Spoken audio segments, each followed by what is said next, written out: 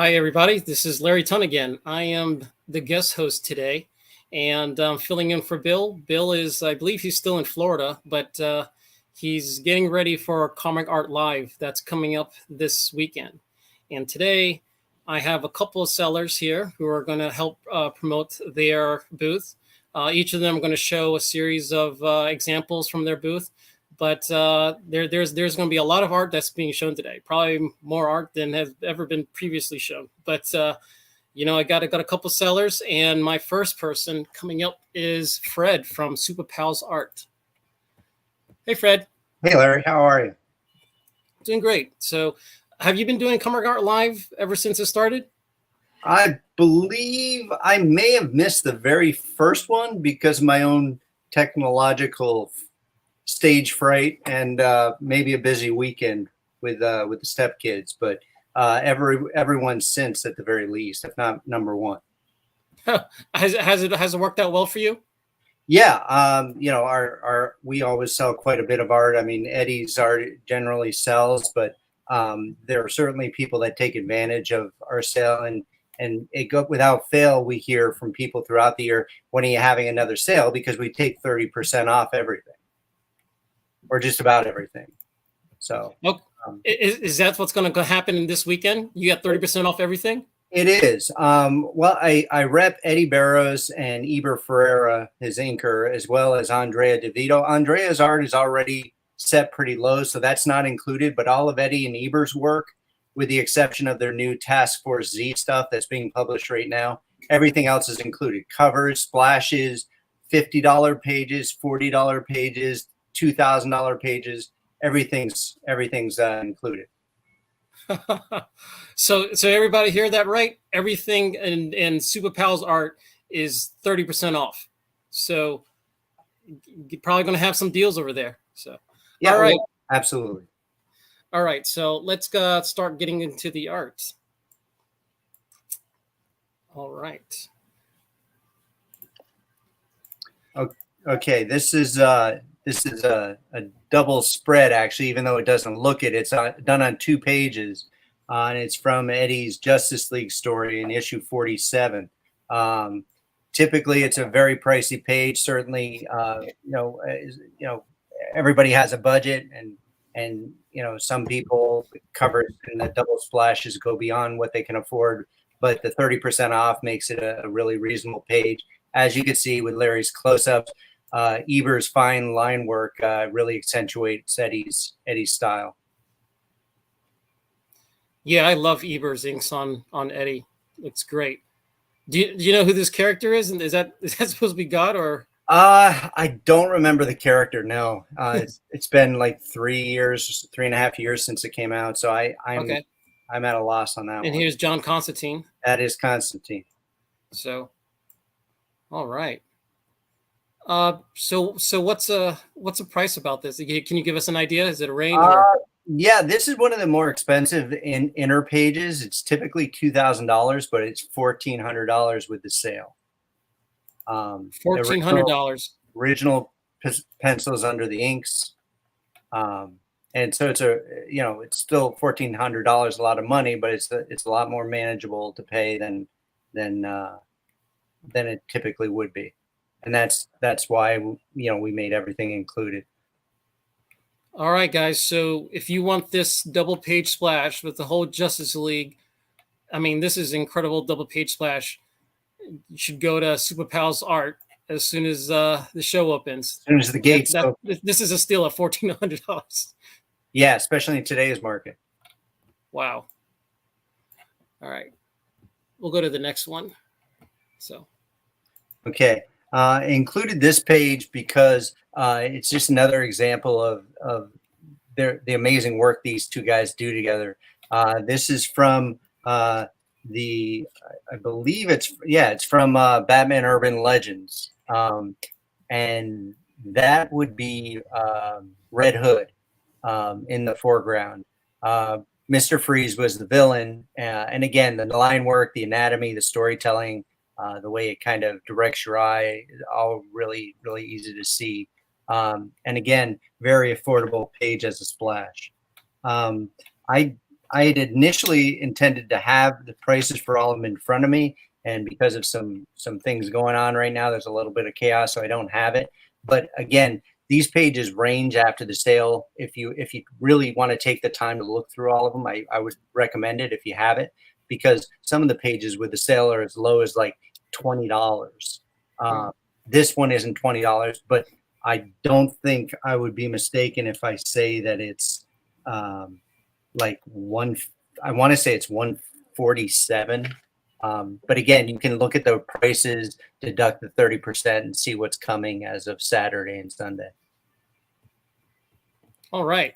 Now, so question. So in your booth, is it already going to be marked down 30% off, or am I going to have to do the math?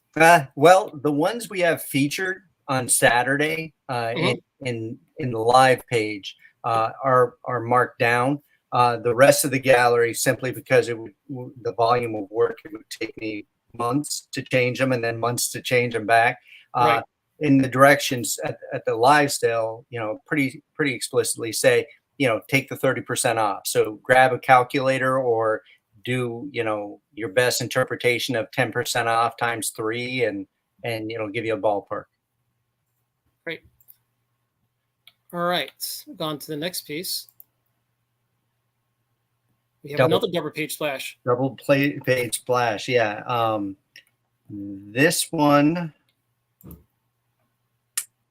I believe it's approximately $400 after the sale. You got a beautiful shot of Bruce in the Batcave. You've got Eddie's infamous Copic work. And again, just a really neat stylized page. And again, representative of, and it is the steel, right? Thank you. There are a lot of them there. So if you have the time, it's worthwhile. One of the things that this sale also allows people to do is more and more we're noticing a lot of these pages being purchased and popping up in the aftermarket by third-party sellers, which is fine. But the third-party sellers sometimes mark them up 3 or 4 times what we sell them for. We don't have the press. We don't have, the weekly shows. We don't have, we don't do eBay-based sales. So it might be a little more difficult to find us in that sense, but it's definitely worth keeping it in mind and maybe even bookmarking the CAF page. Is this Eber's inks also? Eber's inks, Eddie's Copics, Eddie's pencils and Copics. So okay, that's all Copic work, the cloud work. He went through a phase where he was using them heavily on the Batman stuff, and it was really beautiful stuff. In fact, the reproduced stuff doesn't do it justice. The original stuff's much more impressive, in my opinion. Colorist was great, but you're coloring over, in my opinion, brilliance. Beautiful. And as many original art collectors, I prefer the black and white stuff anyway. So, and what's the price range of this? I believe it's about $400. $400 after the discount, yeah. And Larry has to wait till Saturday. Is this a DPS on one board or 2 boards? It's 2 boards put together. Okay. Well, you guys cropped it really well. I need you guys to crop my double page splashes. Wow. He takes his time, that's for sure. So, folks, this is $400 on Saturday. Wow. All right. Next. Great example of his Freedom Force work. This is the cover to issue 12. We had it priced at $2,000. With the discount, it comes down to $1,400. So it's $1,400 for a really detailed cover. You're not going to get anywhere near that for most of his other covers, no matter who it is. But certainly with the major characters, his stuff is selling for $5,000 or so. So here's another great example of kind of the variety that depending on what you're looking for, you can find in our galleries. And you can start looking at that stuff now. Don't bother listening to the other guys coming on after me. You can just go over there now and take a look at Eddie's stuff. I'm kidding. So folks, does anybody have any questions about any of the stuff that Fred has shown so far? If so, go ahead and put it in the chat. Please. So I also should point out my primary focus is going to be on Eddie's stuff and Eber's stuff. I have another CAF live sale for my own. If you look under Fred Chamberlain, I think it's Freddie's Fabulous, blah, blah, blah, or something in the CAF, simply because I'm a slave to self-amusement. But that stuff, you know, while it isn't super cheap, all of it, some of it's pretty cheap. But it's all stuff that I'm open to selling or potentially trading with people. Great. I love this next page. All right. Go on to the next page. We have this Martian Manhunter.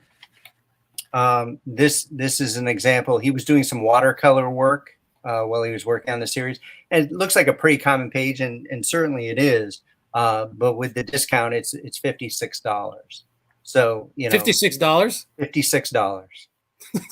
And this is one example. There's a splash there of a profile of a character, and it's beautiful. It's got the same kind of sun background, and there's a lot of other stuff in the Martian Manhunter because it's not Batman. It doesn't have claws popping out.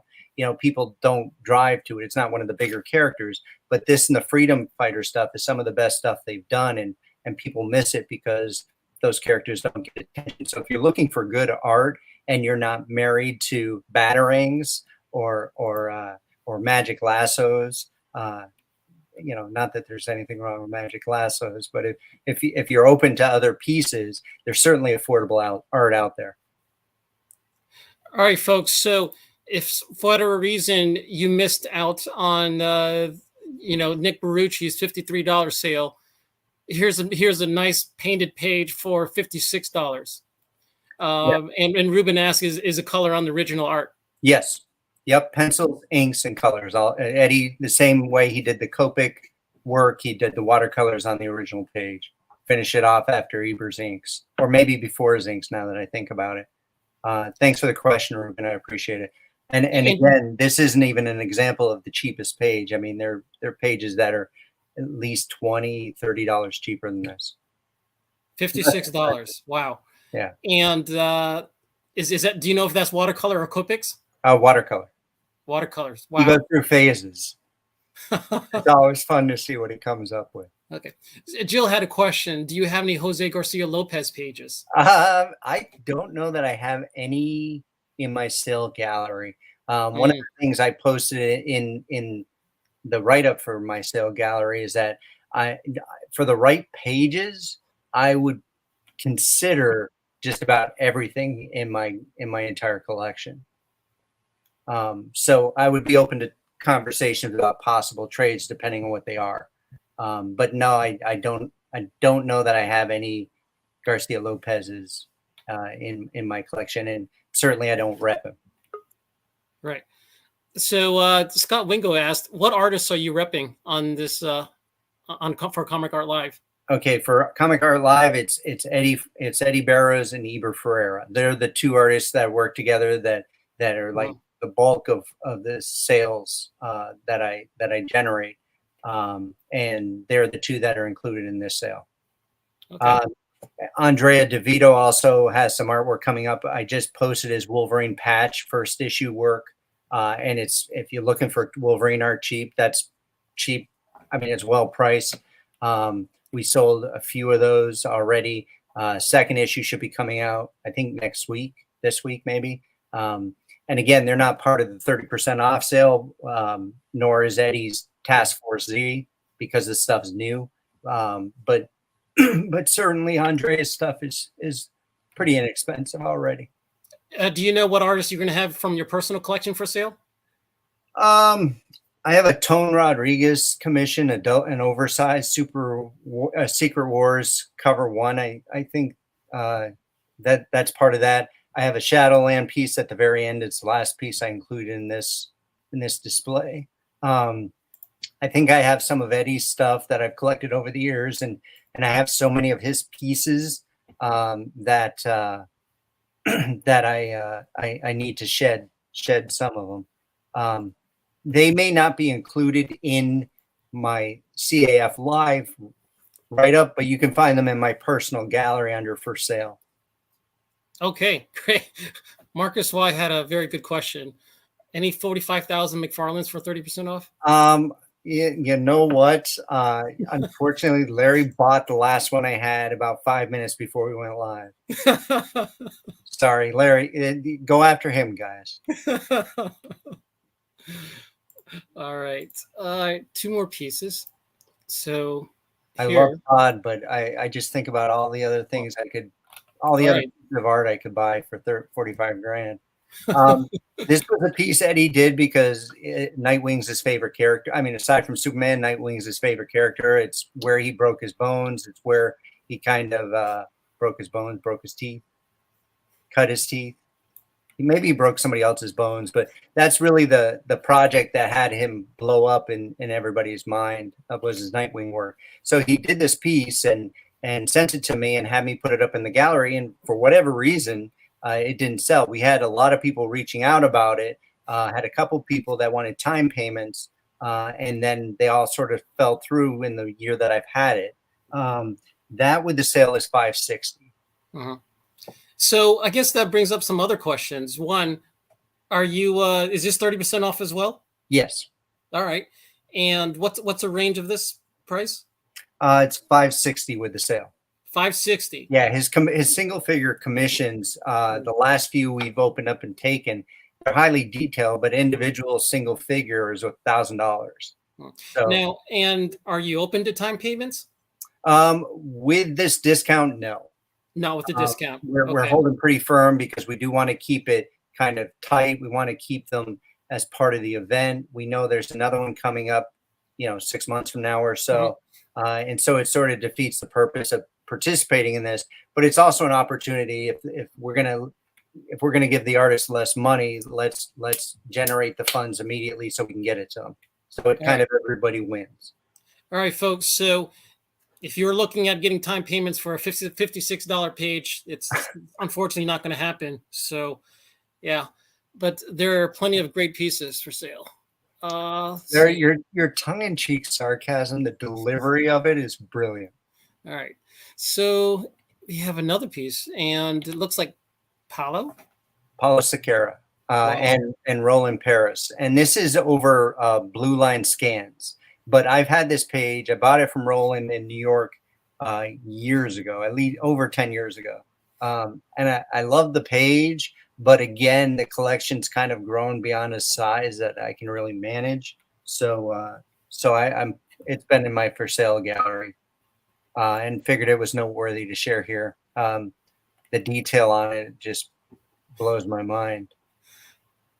Wow. Is this Paulo and he's inking over like his blue pencils?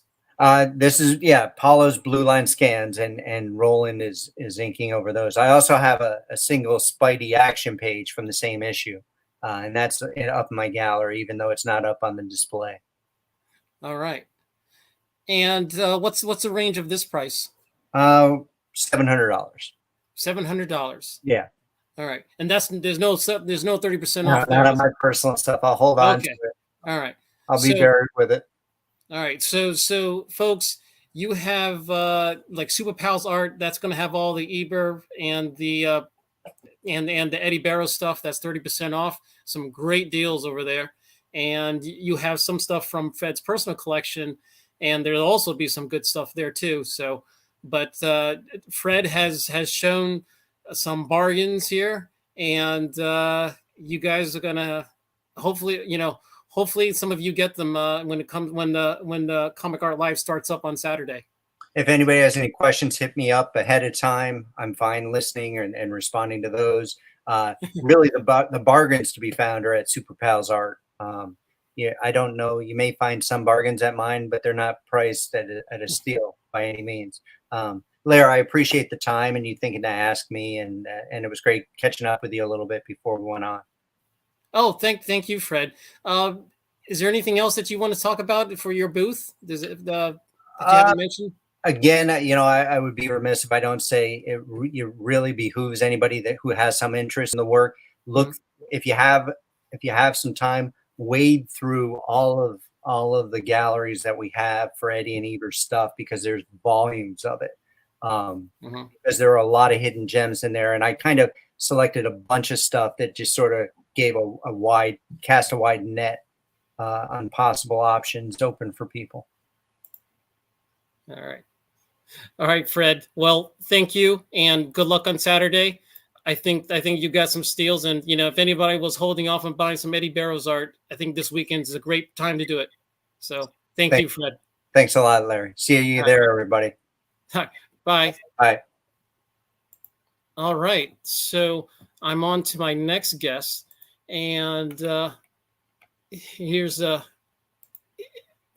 and guess who it is? So Dino already put together this banner, and it's just amazing. So, all right, give me 1 second, and I'm gonna let Dino in. Oops, and I need to move that. Hello, Larry. Hello, friends. Hello, everyone. Good job, Fred. That's some good stuff over there, and good sales over there. But really glad to be here. I hope everyone's excited about Comic Art Live. Dino time. Yes. It looks like everybody is waiting for you, because I told a couple folks Dino's going to be on the show and he's going to show some doozies. So first of all, I'm glad to be here. Obviously, it's Comic Art Live is a chance for us as a community to get together and do some pretty good deals. And I've had I don't do much classified. In fact, I haven't done a classified for sale on CAF for 3 years, but CAF Live is something where I could kind of share some pieces with folks and do some dealing myself with, outside of, I think the last amateur doing dealers was December. So it's been a while, but I'm looking forward to bring some new art and some exciting stuff for folks to consider. First, let me do something quickly, Larry. On behalf of Bill and everyone in the chat, we just wanted to thank you for giving Bill the night off and really serving as a great host for the Mickey and Malvin recap or revisiting their collections. And tonight, I mean, you're really becoming a big part of this CAF Live, or I say the BCU, the Bill Cinematic Universe. And some of us are talking about you deserve kind of an on-screen alias to kind of be among the pantheons with Berkey Batman and Billigan and Moidoc. So ultimately, I know the chats will determine kind of what that would be, but let me give 2 suggestions just to have some fun. All right? All right, here we go, guys. One is Laredevil, the host without fear. Kind of like that one. And then the second one's kind of my favorite, Galactun, the devourer of words. All right, so I'll leave it to the crowd to eventually anoint you, but no, really wanted to thank you for doing this. I know Bill's excited to have you kind of host some shows, and hopefully he's sitting around with his feet kicked up and enjoying the evening. Well, I don't think he's quite taking a rest. I mean, he's getting ready for Comic Art Live, and I hear that's a lot of work apparently for him. So yeah, it is.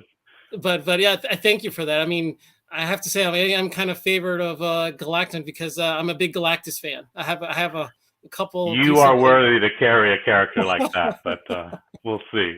But good for you, and I really appreciate everything you're doing, and I'm sure everyone is thankful as well. Yeah, and Dino, you've been doing Comic Art Live since the beginning, right? Yeah, I did the last 3 shows.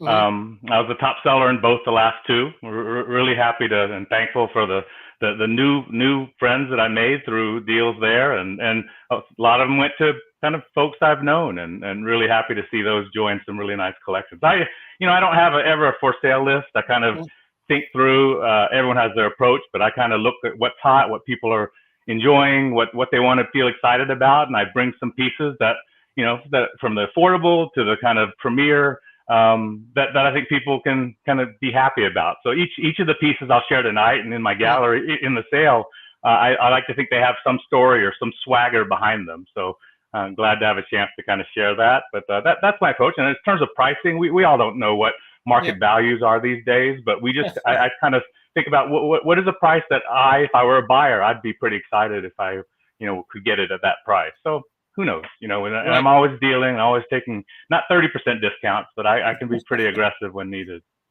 Well, Dino, I mean, I have to say, your booth is one of the ones I look forward to seeing. I mean, you always have some doozies there, even if I can't afford it. It's beautiful to look at, and it's a reasonable price. So it doesn't surprise me that you have a lot of success with it.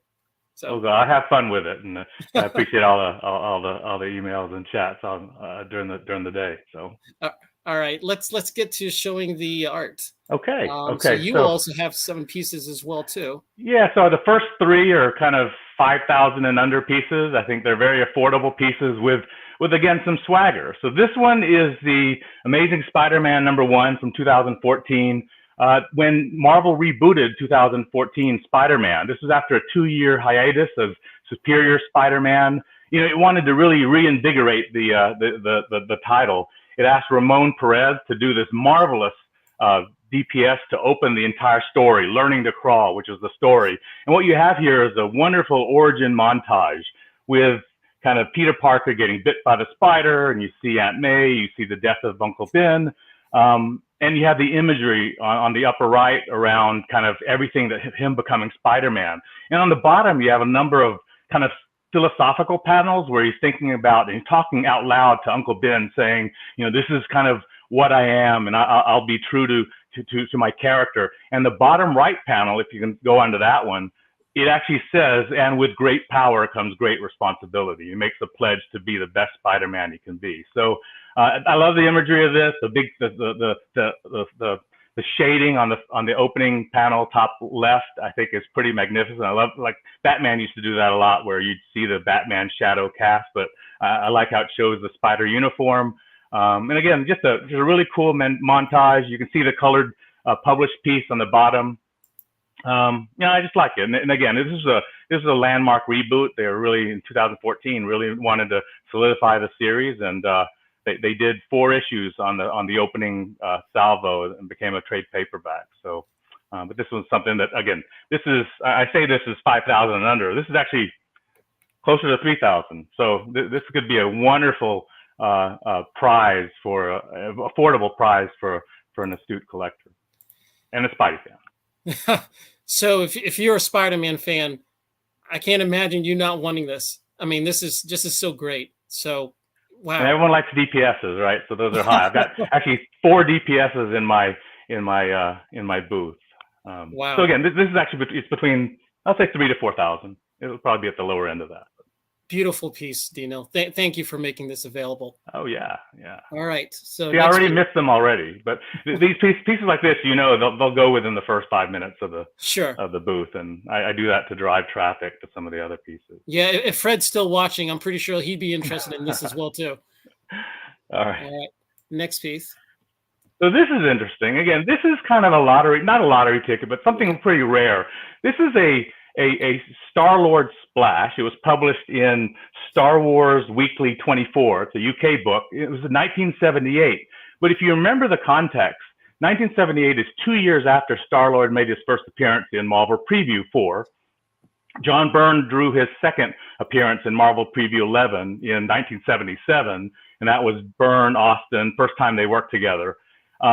And when they reprinted this for the UK fans, because the UK fans basically got everything that US comic fans wanted, they actually reprinted the whole story, but as typical custom.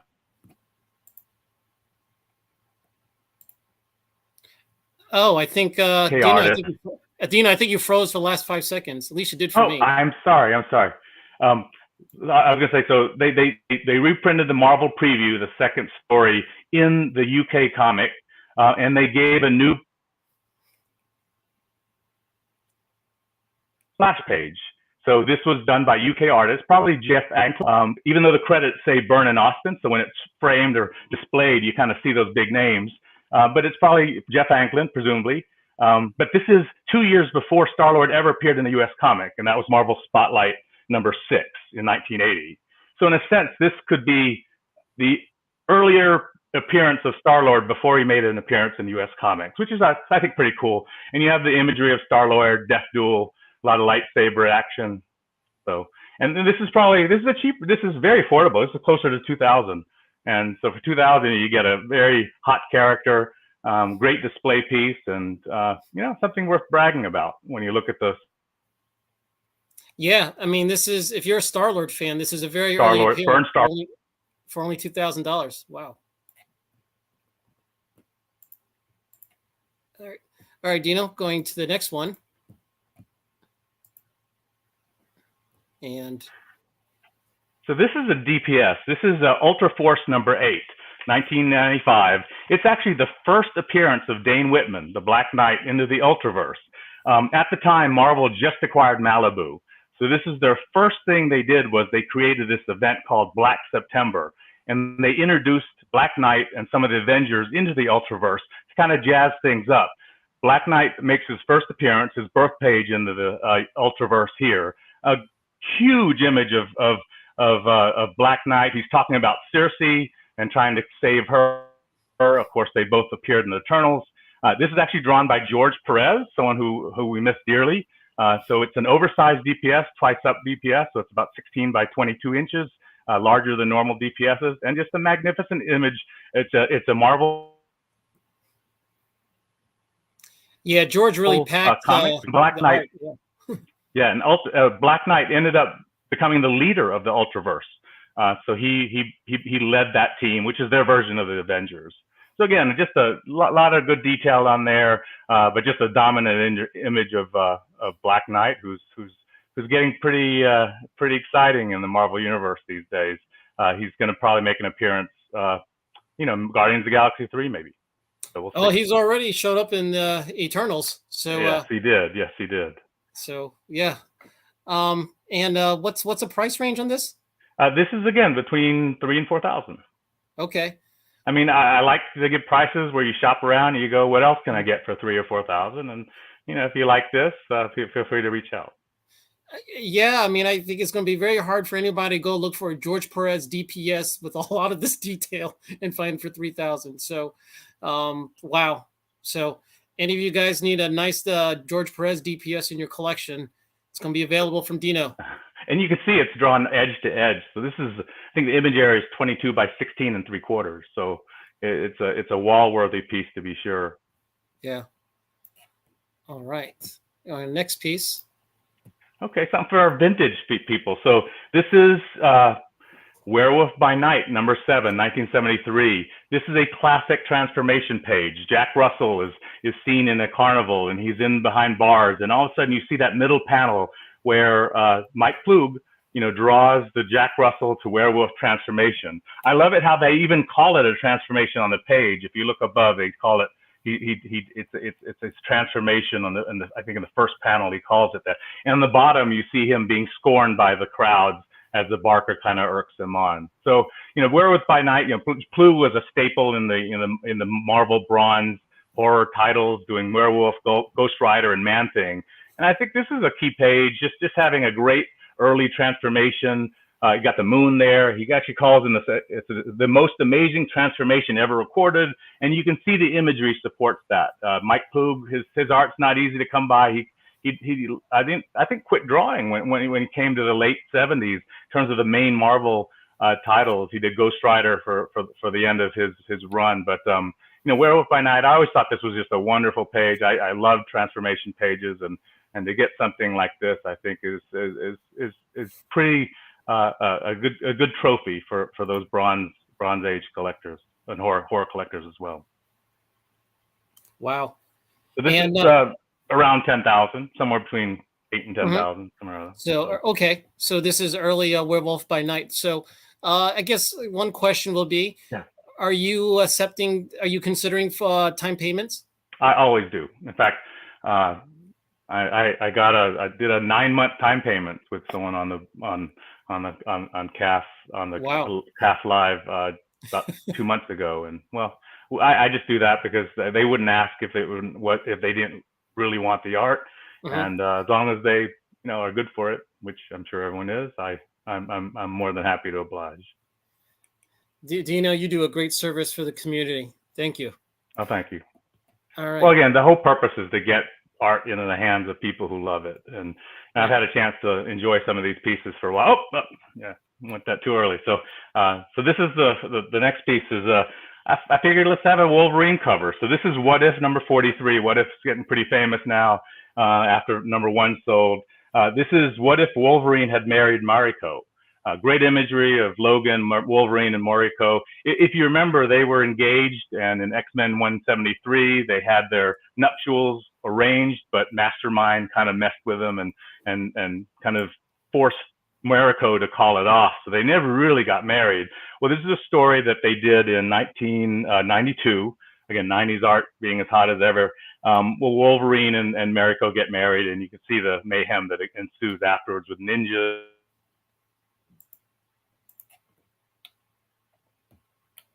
Yeah, this looks like early Scott Clark art. Yeah, and just a wonderful lines. I mean, very, very Jim Lee-ish, inked by Steve Montano. And, I just figured it's a nice way to put a cover, What If, and Wolverine all in the same offering. So this is a little bit more pricey, obviously, with a Wolverine and a bit of cover. This is,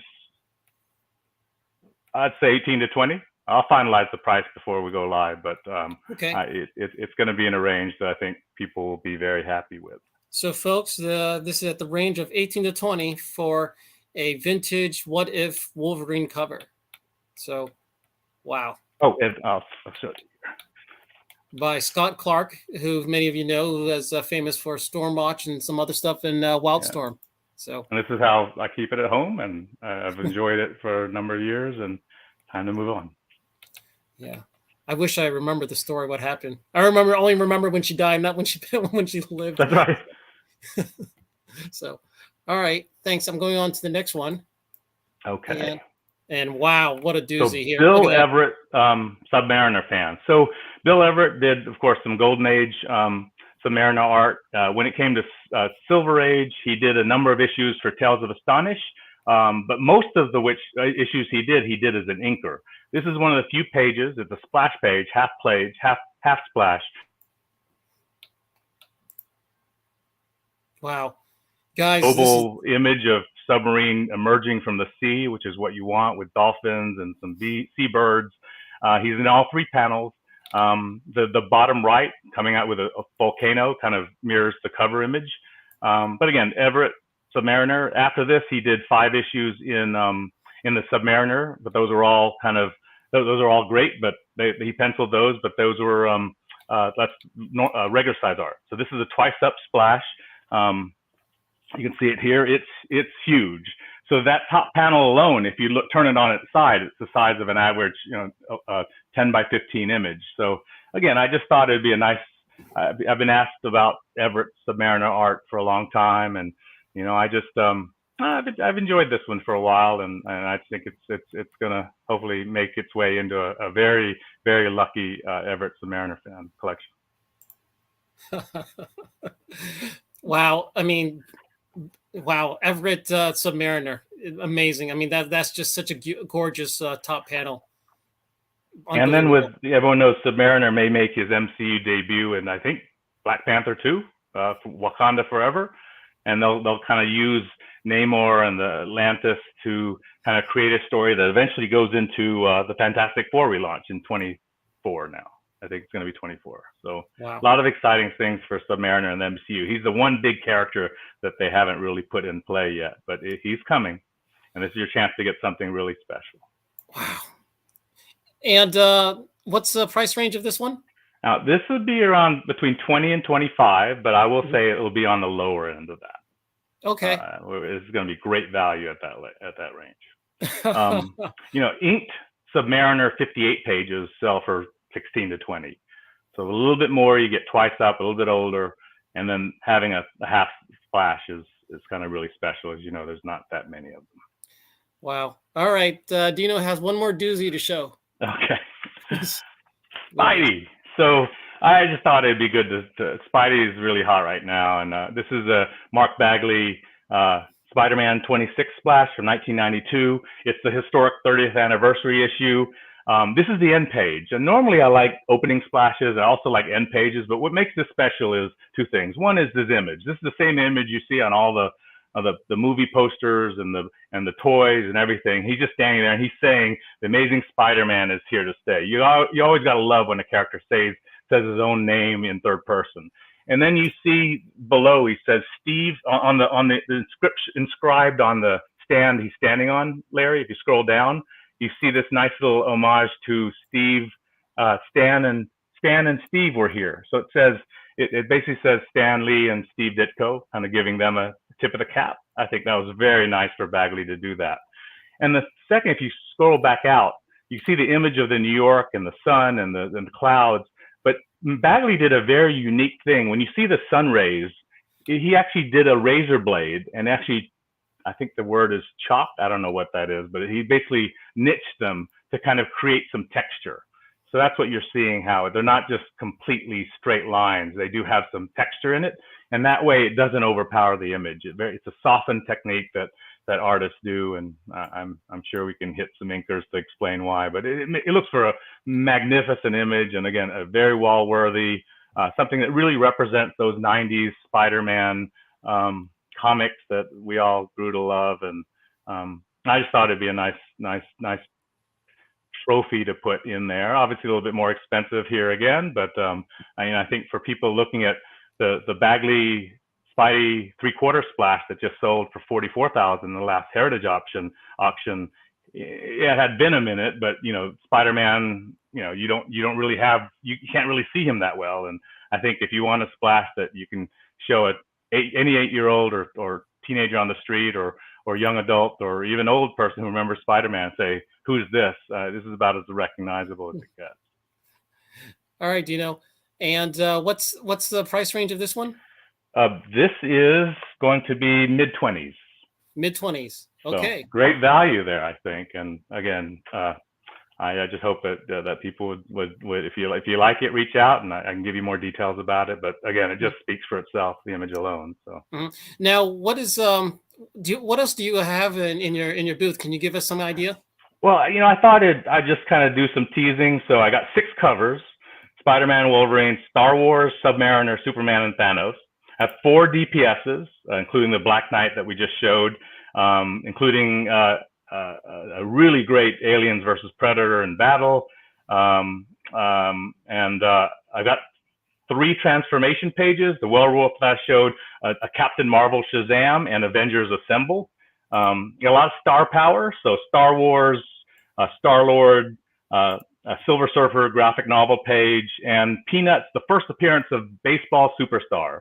A baseball strip that introduces Baseball Superstar, which has made its way onto posters and toys and games and books and the like.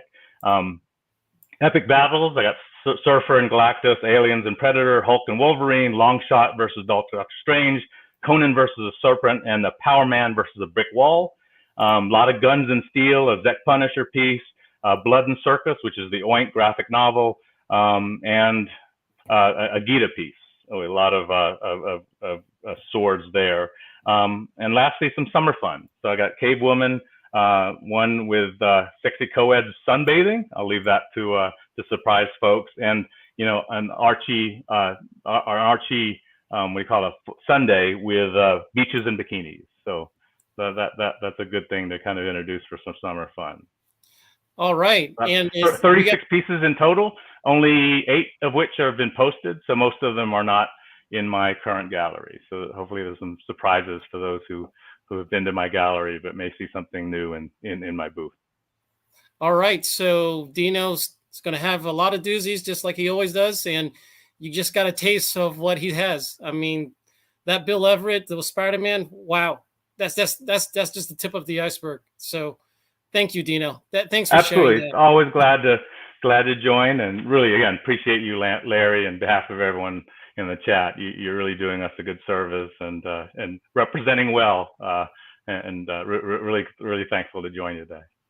Thank you, Dino, and good luck this weekend, and have a good evening. Thanks, guys. All right. See you in the chat. All right, bye. All right, folks. My next guest is Zatari, and he goes by Zatari, but his name is Mike Henson. So you've been on a couple of these shows before. So, yeah, Larry, how's it going? How you doing? I'm doing great. Thanks for having me tonight. Okay, I'm hearing some crackling, I think, from your mic. Can you say something? Yeah, I'm not sure. I'm getting a lot of feedback here as well. Interesting. All right. I'm not sure what you can do about that, but I think we can still bear through it. So, um, how's everything been going with I guess your collection? Have you been buying some stuff? Yeah, nonstop. I mean, I'm pretty active in both buying. Haven't really sold a whole lot, but I thought this would be a fun time to do it. Okay, great. And you've been participating in the last couple of Comic Art Lives? I have, yeah, just a few pieces last time for sale. Uh, Definitely more on the buying. So very rarely do I actually sell pieces, but figured I'd give it a go and put a couple pieces up that people have asked about. Okay, great. So we'll go ahead and start looking at your art, and your mic is sounding much better now. Okay, perfect. All right. So, ooh, oops. So this is your first piece, and you think this is something Yeah, that's killing this the is children? yeah, Something's Killing the Children number 13. This is the cover piece from David Mack's Slaughter Pack that he did. So he did a variant cover for sort of all the issues going back. And this was issue number 13. Beautiful piece painted by David Mack. I mean, he's a master at this stuff. So love Something's Killing the Children. It's actually two pieces together. You can't see the underlay. This actually goes over the top. But again, just gorgeous coloring, gorgeous rendering of Erica there. Great. What's the size of this? 11 by 17. 11 by 17. And what's the price range of it? It's going to be under 5. Under 500 or 5,000? Under 5,000. Okay. So, and this is a cover, correct? It is. That's correct. Okay. Yeah, beautiful. So Yeah. this is one of the most popular series of the last 5 years or so. These guys are just killing it, and David Mack is just a master. Obviously, his cover art is highly sought after, and so here's just a great pairing of a great series with a great artist here. Yeah, looks beautiful. Love David Mack. So, all right, we'll go on to the next piece. One of my favorites. And looks like a Scotty Young. Yeah, so this is actually I get hit up for these a lot. This is Strange Academy number 1. So this is the first appearance. So I'm a big first appearance collector. This is the first appearance of like 8+ characters that are all rendered there. Strange Academy was created by Scotty Young and Humberto Ramos. I think there were, 6 or so covers to number 1. Humberto Ramos actually kept all the interiors for that issue himself. So any first appearance collectors who want Strange Academy, this is one of the only pieces that you'll be able to find. I own 2 of the other covers as well. A buddy of mine has another 2. So very, very rare to see these come up. Yeah, is it like every issue has like a Humberto Ramos variant and then like an Art Adams variant? Or I think I've seen a lot of covers. There's a lot of Art Adams variants. Yep. And so, yep, exactly. Yeah. And what happens is, so, Humberto's rep, Joe is awesome. But most of these issues are selling complete. So if you want Strange Academy art, it's really, really difficult to get. This is, again, an issue number 1, first appearance of everybody there. You see Doyle Dormammu in there, Emily Bright. Just the whole cast is rendered there. Mm. And what's the price range of this one? This will be in the 20s, 20,000. Okay. All right, folks. So this is in the 20s. It's a first appearance, a number 1 issue. And, Scotty Young's is one of the hottest artists right now. So this looks like an amazing cover to me. So, wow. All right. Thanks, Larry. Next piece. And, ooh. Yeah, this one's killer. So again, another first appearance here. Obviously with a lot of the 90s art, as Dino mentioned, really being hot right now. I have a few of these pages that I haven't posted on CAF. And with the last Heritage auction, we saw some pretty big hammer prices for Bane. This is from his first appearance issue, The Vengeance of Bane number 1. And this is a killer page. You see Bane. This is actually before he ever meets Batman. He's having this sort of vision of this crazy bat, and it's sort of foreshadowing to his battle with Batman and how he's framing his whole arch nemesis rivalry here. Yeah, when you sent me the list of the stuff that you want to show, you were like Vengeance of Bane. I'm like, I don't see a page with Bane on it. I thought this was a Conan. Yeah. I saw it, but Well, this is and Bane that's before you get all the Venom. Yeah, that's a really good point, Larry. So a lot of people say, well, I want a costume page of Bane, first appearance. There's only a handful of those, and even fewer with Bane and Batman on the same page. So most of the issue is actually Bane sort of pre-Venom serum, pre-mask. And this is from his very beginning here, from his inception. You can see him there. He's imprisoned. He's waiting to get out, and he's just sort of plotting how he's going to sort of get his vengeance on the world. He doesn't even realize that his focus is going to be Batman at this point. Wow, that's beautiful. Is this penciled and inked by Nolan? It is, yeah. Okay. And looks like 11. Graham was brilliant. He kept. Go ahead. Yeah, Sorry. he kept most of his pages until recently. Yeah, he's just really he held on to a lot of his artwork, and so this was any Graham Nolan piece that from this issue is tough to get. Mm-hmm. And I think the last one was on Heritage a couple months ago. I forget the hammer price. It was I think around 60, but I could be wrong on that. I have to look it up. Yeah, I think you're right. It went around there, and I think the owner of that one is in the chat too. So, what's the price range of this one? This will be low 20s. All right, folks. First appearance of Bane, and it's such an early appearance that it's before he gets the Venom serum, and he tells you how the story of how he becomes Bane. So, this is Graham Nolan, and actually, this is one of the most impressive Graham Nolan pieces I've ever seen. So, well, it looks like a doozy to me. So, great pick, Mike. All right, next piece. Thank you. All right, G.I. Joe. So, we get to some more accessible art. This was cool. I actually picked this up recently, and then you just was kind of looking through it, and it didn't really fit with my collection. I love Snake Eyes growing up. Snake Eyes was my favorite character. G.I. Joe 144 is actually some of the origin story of Snake Eyes, how he gets his his scarred face and why he wears his wrap. And this is a page from that issue. I thought this was so cool. So any G.I. Joe fans out there, especially if you're into Snake Eyes, this is such a pivotal moment for him in the series. And this is before he got blinded, I think, or this. Yeah, it's like sort of his backstory. Mm-hmm. Great. And who do you know who the artist is? Yeah, it is. Let's see. This one's William Rosado, and then Chip Wallace, I think, did the inks, if I'm not mistaken. Okay. And wow. And what's the price range for this one? Yeah. This one will be under $2, so between the $1 to $2 range. Okay, so between $1,000 and $2,000. So, folks, it's origin of Snake Eyes. So, great. All right, now, wow, I know who this artist is. Incredible piece. So, this is it's so funny. I get hit up all the time for these pages. These are early Jim Chung Young Avengers pages are impossible to find. They're just they're hen's teeth out there, and every once in a while one will come along.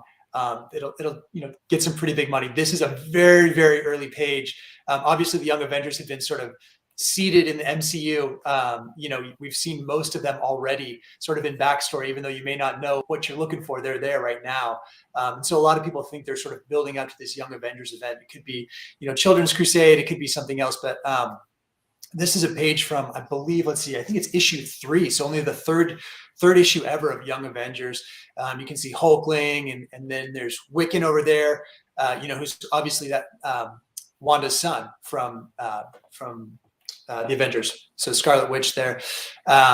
Just a great page, beautifully inked. Chung is just a master, and certainly his Young Avengers run is one of my favorite.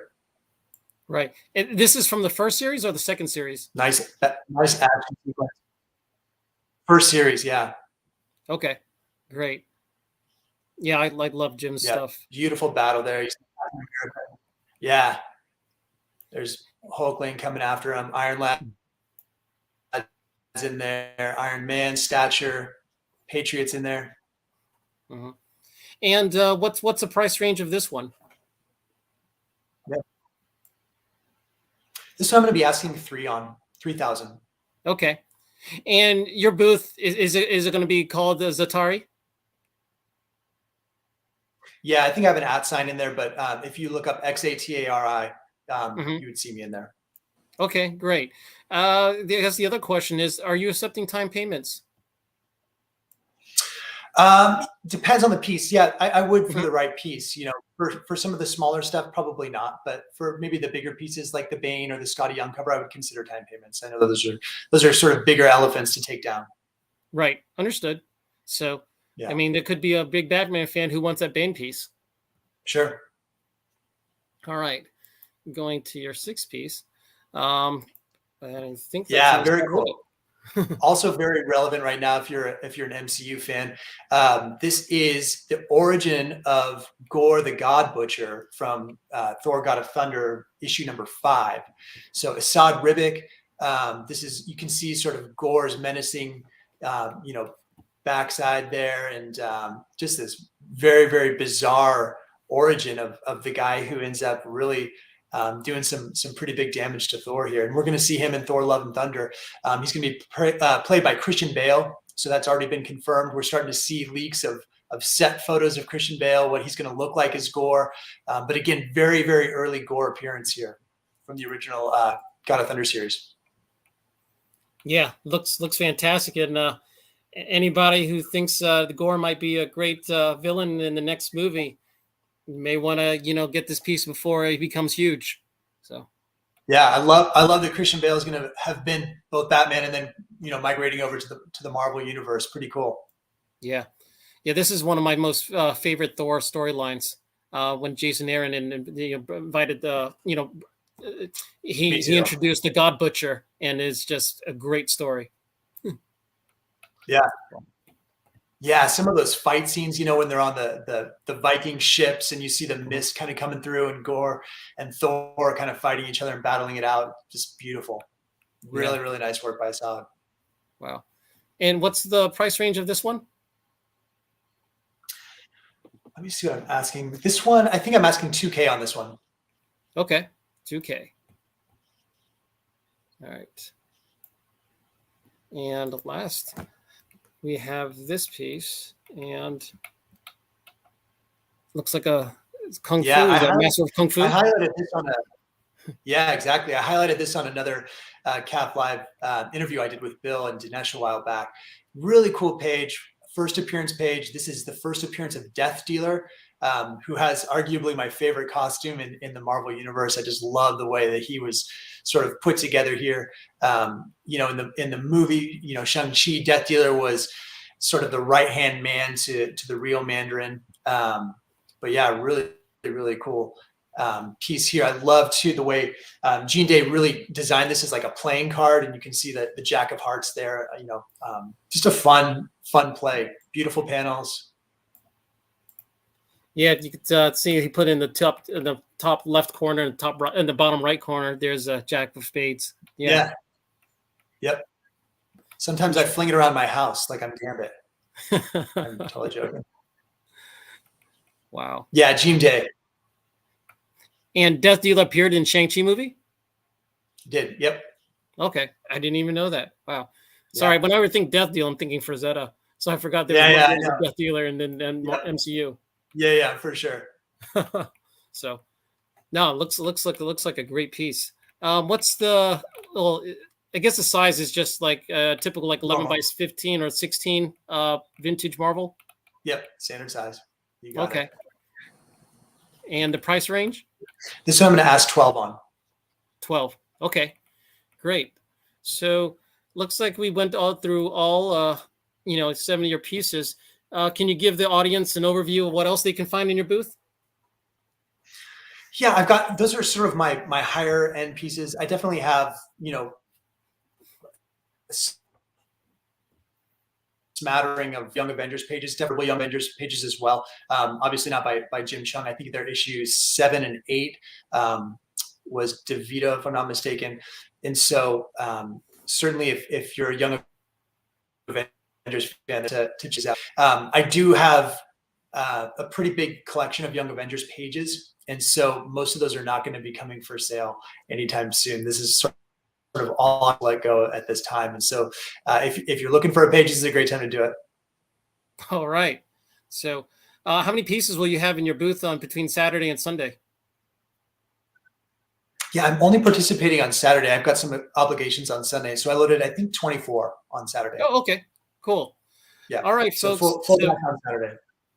All right, folks. So Zatari has some doozies in his booth. A couple of first appearances, a couple of Young Avengers. So check his stuff out. I think that Bane might be attractive to some folks. So Mike, thanks for showing your stuff, and good luck this weekend. Hey, Larry, thanks so much. Thanks for having me, and certainly thanks for all you're doing right now for the community. Really cool. Hey, no problem. All right, have a good evening. All right. You too. All right, my next guest is Mikhail, and here he is. Hey, Mikhail. I think you're on mute. Sorry. What's up, Larry? So, oh, by the way, I looking on the chat. It's hard to see all the questions. There's a lot of happy birthdays going on. So, yes, my birthday is on Wednesday, but looks like happy birthday West, happy birthday Jason, happy birthday Jill. Is that everybody? Did anybody else have a birthday? So, May birthdays are the best. So.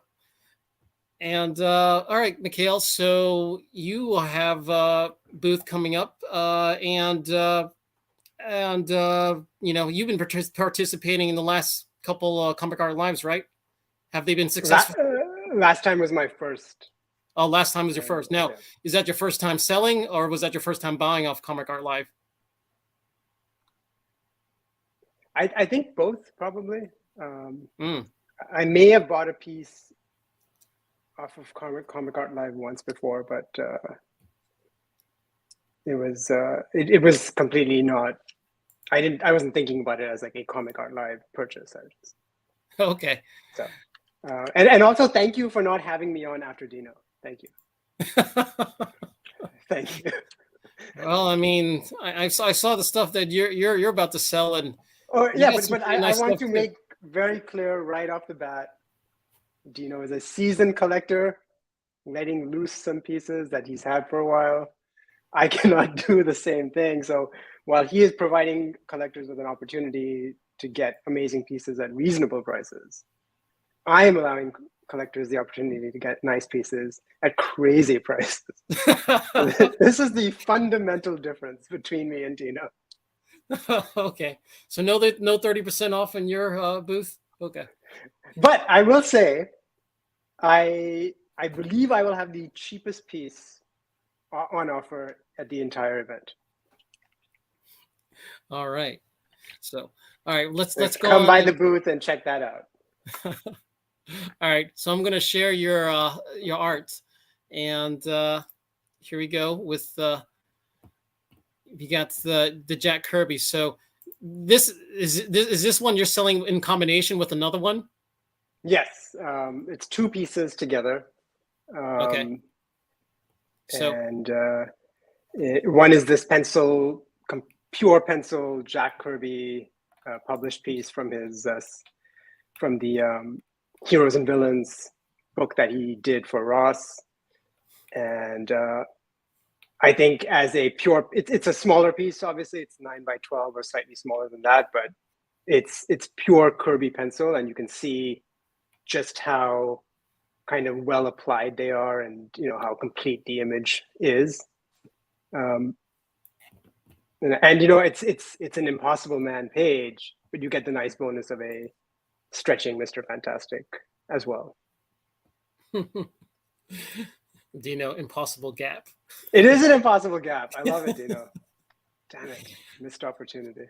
So and you're selling this in as a combo with another one. Mike Mignola, Impossible Man, published in the Quarantine Sketchbook. So it's an odd.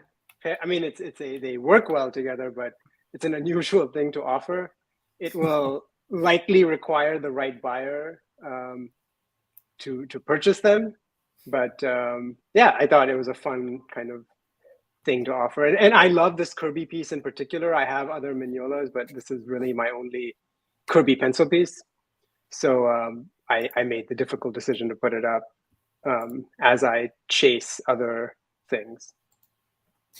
So is Impossible Man like one of your characters that you used to collect? No. No. I ended up with the Kirby, and then I bought the Mignola, and then suddenly I had two really unique Impossible Man pieces that are probably impossible to get. You know, I mean. So I mean, I really like the Kirby one, but you know, the Mike Mignola one is great as well. So. Yep, and I've got the you know, if you end up spending this silly amount of money to buy these two things, then I have the books as well that they were published in. Okay, so they both are published, and are they both 9x12? The Mignola is larger. It's not 11x17. It's somewhere in between. Okay. I'm going to be adding the sizes hopefully before the event. Okay. And what's the price range you have in mind for these two? It's it's going to be between 10 and 15, probably 10 and 15,000. Okay. Again, it's these are silly prices for silly times, and again, like unfortunately with me, it's all tomorrow's price today. You know, buy it, hang on to it, and love it. So, and if it doesn't go, yeah, I will say I've never seen an Impossible Man Jack Kirby art for sale. So if there's an Impossible Man collect, I mean, I like Impossible Man. I probably wouldn't spend 5 figures for him, but I do love. I do like the character. I loved it when he was guest appearing on some of the X-Men books. But he's a fun, goofy character. Yeah, I mean, I really like that Jack Kirby. So hopefully there's an Impossible Man collector out there. And right, and if not, I get to hang on to the Kirby. So, would you consider selling them separately, or do you always do they have? I don't think it makes sense. I think they work together.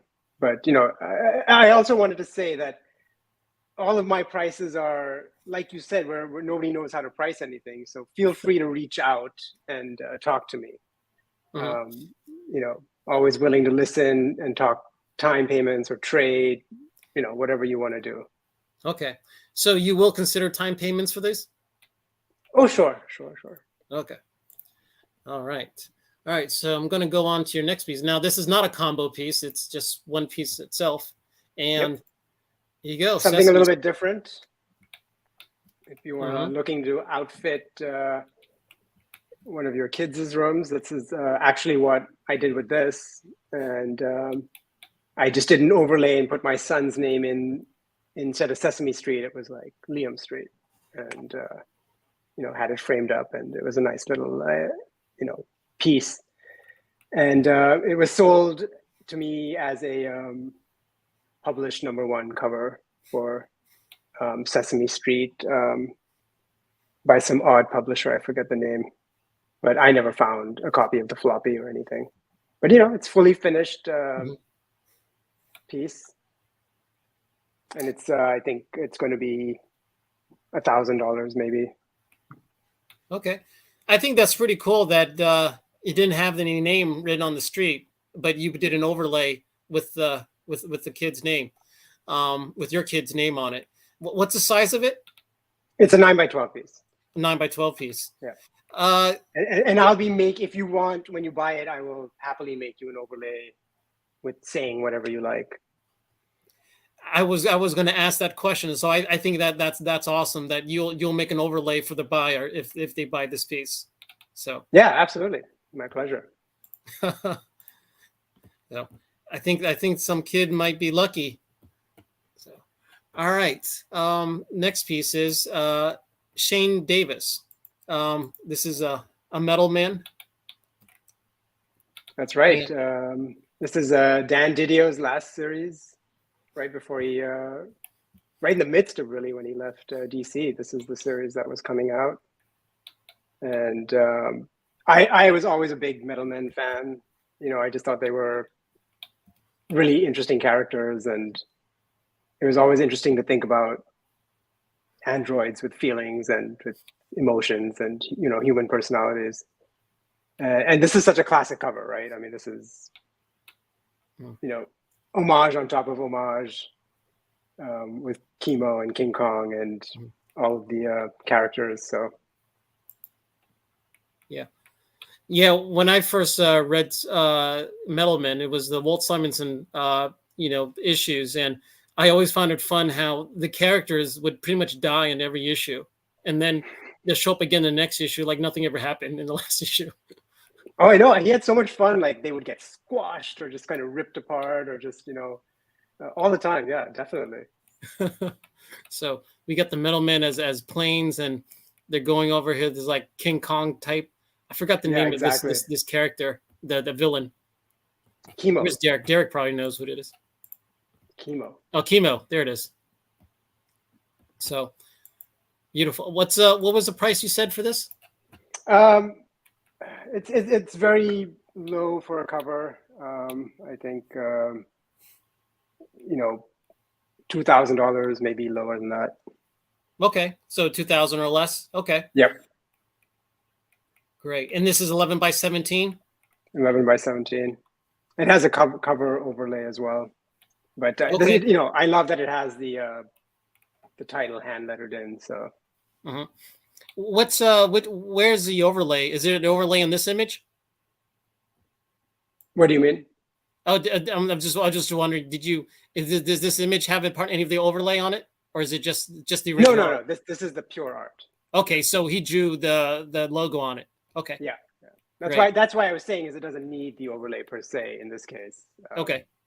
Just something I did to mess around. Nice. All right. So we'll go on to your fourth piece, and wow. Really fun piece that, again, like the Kirby, it's the only Schultz that I own. It's on the larger size,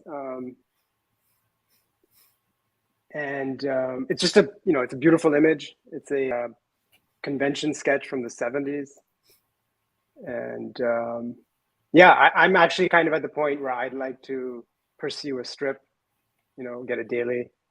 So I was thinking I'll put this up and see if there's any interest, and especially because I think similar pieces at auction just went for like what I felt was a reasonable amount. So I priced this accordingly. Wow, this is a big one. I mean, it's going to cost a lot to get another Schultz piece, but I guess you said you're going to go for a strip down the road. So, ooh, this is going to hurt losing this one. I know, it's in a beautiful frame too. It's really colorful, and it's the kind of thing where it's timeless. If you have this up on your wall, you're never going to get tired of seeing it. It's Snoopy in Woodstock, So I will.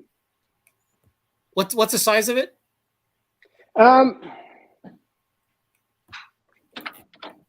Is it larger than 11 by 17? No, he went to get it. I can't reach it. It's not. It's larger than 9 by 12. It's probably like 12. It's probably 12 inches across and 12 by 14 or 12 by something like that. Okay. Got it. So not quite 11 by 17, but it's much bigger than 9 by 12. Okay. Right, and it's only one image, so it's like it's giant, That's gorgeous. Wow. What's the price range on this one? I think it's going to be less than $10,000. Less than $10,000. Yeah. That's a high price, but it's how are you going to find another Charles Salt's Peanuts for less than that? So yeah, and I'm just pegging to the auction results that just passed. So right. So anybody looking for Peanuts, this might be your opportunity. All right. We're on to your last piece, and this one's the silliest one. This is the silliest one of all. It's a Watchmen page. It's a Watchmen page. It's the first really, mega page that I ever acquired. And frankly, I was kind of admitting this to myself today, that it really is one of my favorite pages that I own. It's right here on the wall next to me. I look at it every single day. And I think sure, are you really sure you want to sell this? Are you really sure? The thing is, when you see the price, you're going to be like, well, if it sells, you kind of got to sell it, right? I'm fortunate enough where I have another page. I think I almost prefer this page. Like, you'll argue that the other page is more important and it's more of a pivotal moment, et cetera, and there's more characters. But this page is just cinematic, and it's dark, and the dialogue is spot on. Like you get this beautiful little encapsulation of what's happening and the relationship. Like where Rorschach exists, where he lives. I think it's brutal, and I think it compares really well to other pages that are, Watchmen is huge. It's 12 issues, but there's a lot of talking heads. There's a lot of kind of, movement between the action. Whereas, this to me is amazing. Wow. All right. So a couple of folks in the chat there want to know what's the price range of this one? It's silly. It's whatever it was at auction, tripled, it's something like that. But what it's meant to be is it's fueling something that I'm chasing that's coming up. Okay. Anything that I sell at Calf Live is going directly back into, someone's pocket, one way or the other. And if it's the kind of piece where if it sells at this price, I have to sell it, and all that, that will fund what I'm going for next. And I think someone's getting just like a Watchmen page that they could really get behind and hold. Yeah. So I guess is this going to be over 40? Oh, well over 40. Well over 40. Well over 40. I will tell you, on this page alone, I've gotten an offer through Heritage for 50 plus. Okay. Just already. That then Heritage takes their cut, etc. It didn't even interest me at that range. I've gotten an offer on my other page that makes it, to me, unadvisable to let this go for anything less than some crazy tomorrow number. Okay, so you've already checked this Watchmen box twice already, so you're letting one go to the community, which I think is admirable. Is it? Is it, Larry? It's not admirable. It's like downright freaking greedy. It's not greedy. Know. I mean, you're giving up one of your kids here. You're selling off one of your kids. I'm a drug addict chasing a better kid. Yeah, exactly. So, but I wanted to offer some really fun pieces. So you put in a Schultz, you put in a Gibbons Watchman, and I regarding the rest of my booth, I think there's some fun things. This page, the Watchman page, is the most absurdly priced for sure, but there's definitely other stuff that is at my break even that I would love for people to just to get and to share, things that I don't have up on the walls, or a lot of the times, in a couple of the cases, I've gotten a piece from the same artist that I'm very happy with. So now it's time to let one of these other pieces go. So that's why there's an Adam Hughes that'll be up. That's just gorgeous. But I have a complete story. So I'm going to let go of the cover and be a little bit more focused on getting the stuff that's getting more and more expensive every day. Okay, so this is a beautiful. I mean, this is Dave Gibbons at his best. I mean, it's every line work is well calculated, like you said, in cinematic effect. This is pure great Dave Gibbons, and there's probably about 4 or 5 Watchmen pages that come up for public auction every year. This is probably one of the best pieces I've seen in the last few years. And there's one coming up in this upcoming Heritage. Now, the one that's coming out in this next Heritage is a splash, but I think this page, even though it's not a splash, I mean, there's so much more story that's being told here. I think this is even better than what's coming up in the next Heritage. So, folks, if you're interested in Watchmen, I mean, this might get even higher depending on how the next Heritage goes.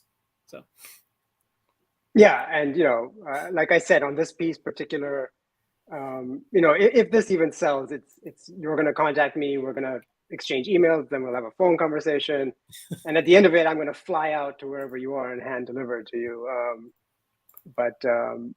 Yeah, it's I thought it would be fun to offer, and all right.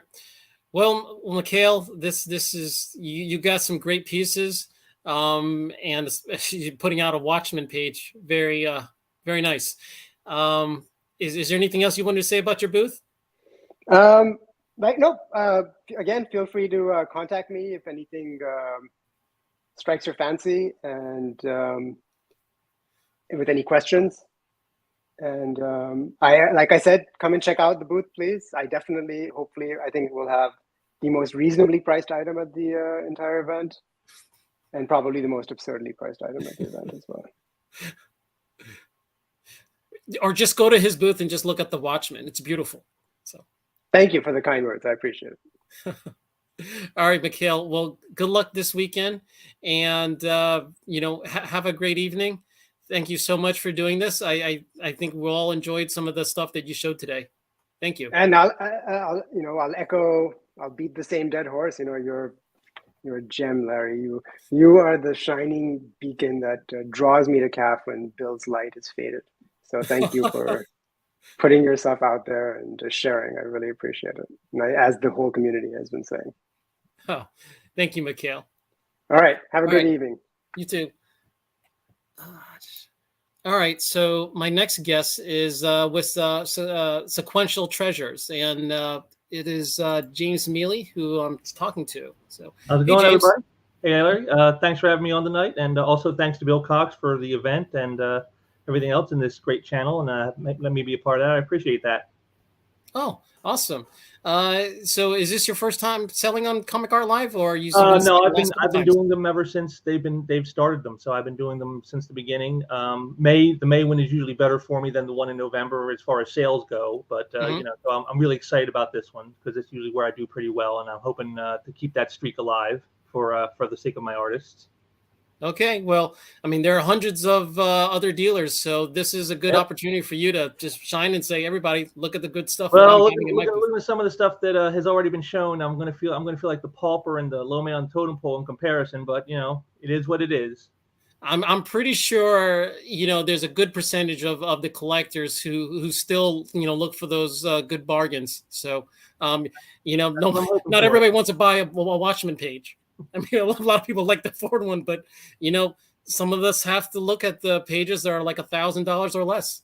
So, and that's why Bill has the the search filter 500 or less. So, I know in the last couple months I've bought some good bargains out of them. So, I'm hoping to see more. All right. Well, you'll definitely see some of those tonight then with me. So, all right. So I'm going to give me 1 second here.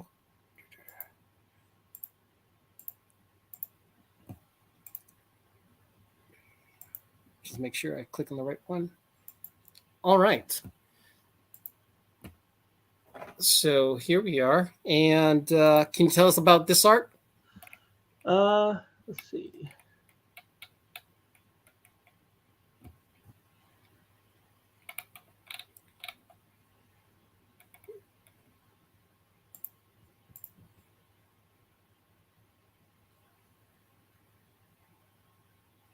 I think this is this a Valiant page?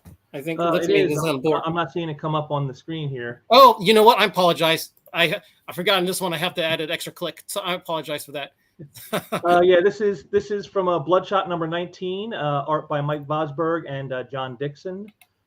This is Mike's first issue on the book, and it's kind of like, in a way, it's almost like a return to comics. He had been out of comics for a few years by this point, and he had been doing animation like G.I. Joe and Gem, and he did Tales from the Crypt and all that stuff. And so in the mid 90s, he kind of came back into comics, and he started up at Valiant, and this is from his very first issue on Bloodshot. It's a great page here with some murder and mayhem going on. You know, it's not so sure it's cool to be killing clowns unless they happen to be mimes, because we can all agree mimes deserve to die. But other than that, it's just a great piece, great splash image, first page from Mike's run on Bloodshot. And he would go on to do several issues for a short run on the book. And I just thought it was just a nice solid piece of what you expect from Mike Vosberg, the kind of quality you can expect. I mean, look at the faces and the camera angles, it's all very beautifully done. Mike's always had a great touch with his work. It's one of the reasons I like working with him. I think his style is just so timeless, and it's just it just so says comic books to me. And this is just a great splash page, a great opportunity for people. Thank you, Michael. That's great to hear. Yeah. I got this one here from Mike. He sent it to me, and I made sure I knew it had to be in the event this weekend. So a great mid 90s Valiant splash, from the days post Unity, but before the Birthquake. You know, I'm very familiar with this era. I was totally immersed in comics at the time, so I knew all about this stuff. Great stuff. And inked by John Dixon, who was the inker for the series under Don Perlin before Mike came on. And so this was only one of two issues that John Dixon inked Mike on. So again, a very rare opportunity here for somebody to get a nice Valiant splash page. Great. What's the price range on this one? $300. $300 for this splash page? $300. Wow. Yeah, so the artists I work with, we don't look to soak everybody for every possible dime we can get out of you. We want a fair price, but we also want you to feel like you're getting a good bargain and you're not being taken for a ride. And so this is how we work it out. And so great opportunity for somebody, and it's not going to break your bank. Are you taking time payments? Unless somebody was buying up multiple pieces and going like for a few $1,000s worth of stuff, probably not. Because again, our prices are very reasonable. I don't think they're in the realm of where you really should need time payments to get the stuff that we have. We're not like having, $10,000 and $20,000 pieces available. So okay.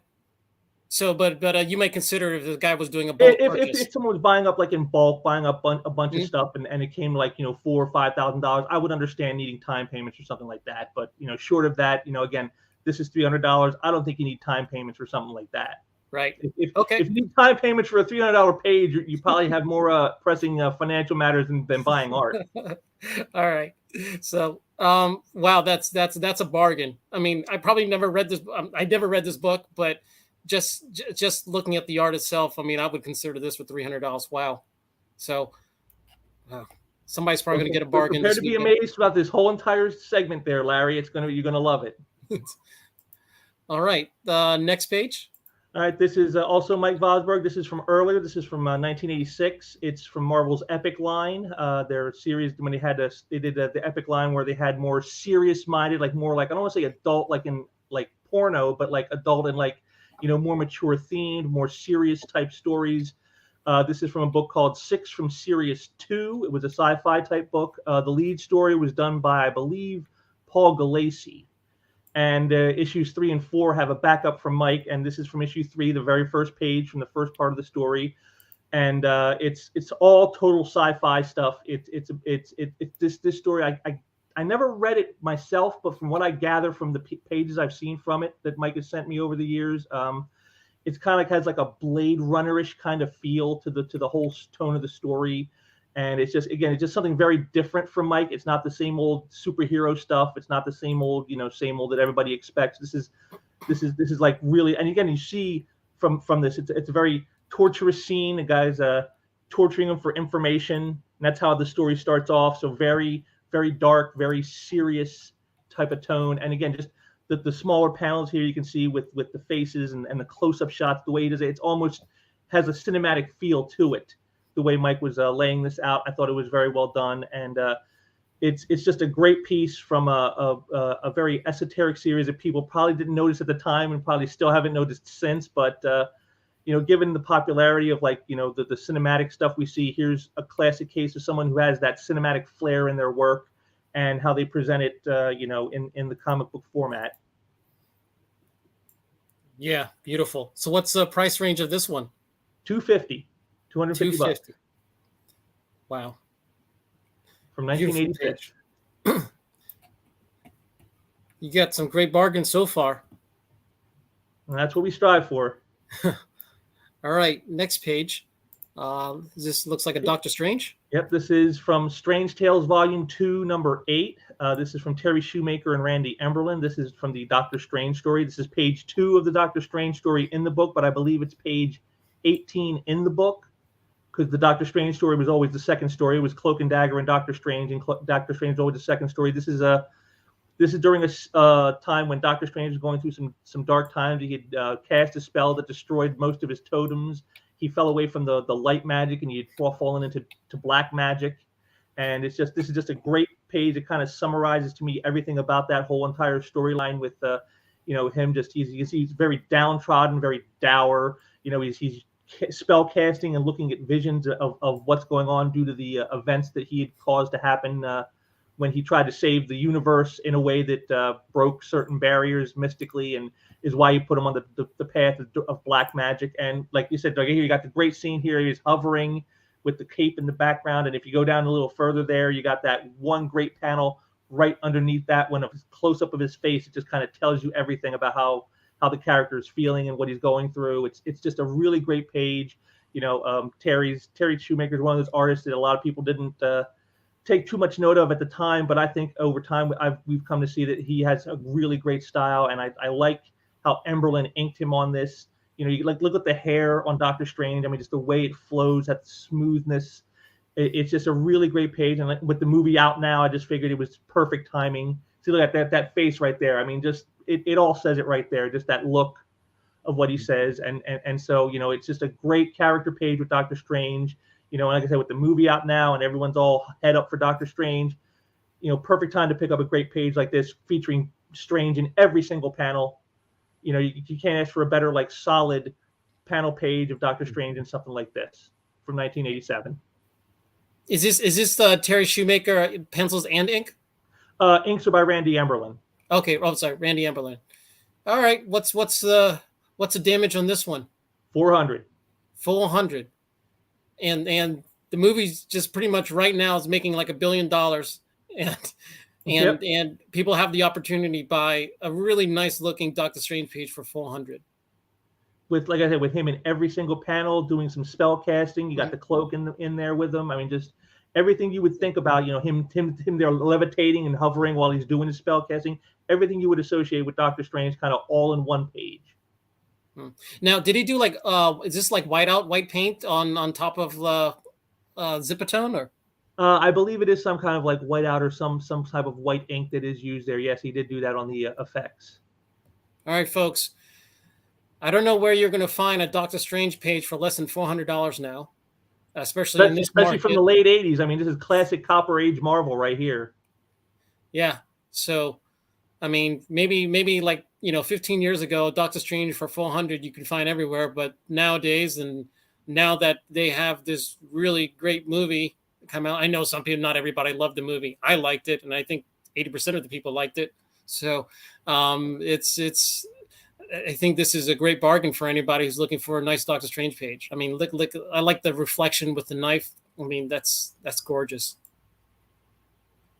All right. Like I said, but for me, it's that next to last panel there at the bottom, the close up of his face, like that. Just to me, that is the image right there. Just everything you need to know about what's going on the page. Just look at his face in that page, and you know exactly what it's all about. The downness, the dourness, the weight of the world on his shoulders. I'm a sucker for a great character page. What can I say? Yeah. Man, Marcus is out of control in the chat.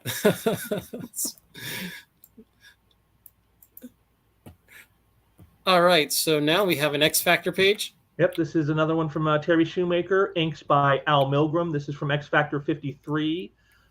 This is a great page with Iceman and his girlfriend at the time, Opal.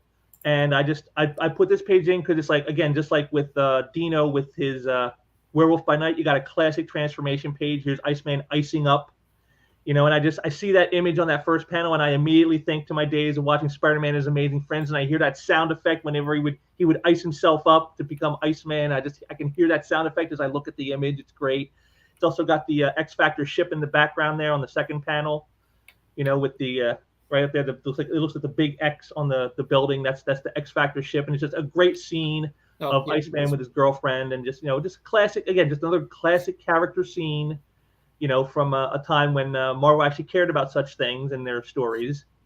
And just I just loved and the way Terry does the snow effects, here with the blowing winds and everything. It looks really nice. I like the way he added in all the flakes in there and stuff, and it's something like an attention to detail some people wouldn't pay much mind to, and yet he made sure to get that all in there. And and you can see they're being shadowed by some mysterious figure. What's this all about? So he's got a little bit of mystery, a little bit of danger, along with everything else. And it's just again just a great solid character page with a character that's been around for 60, 70 years.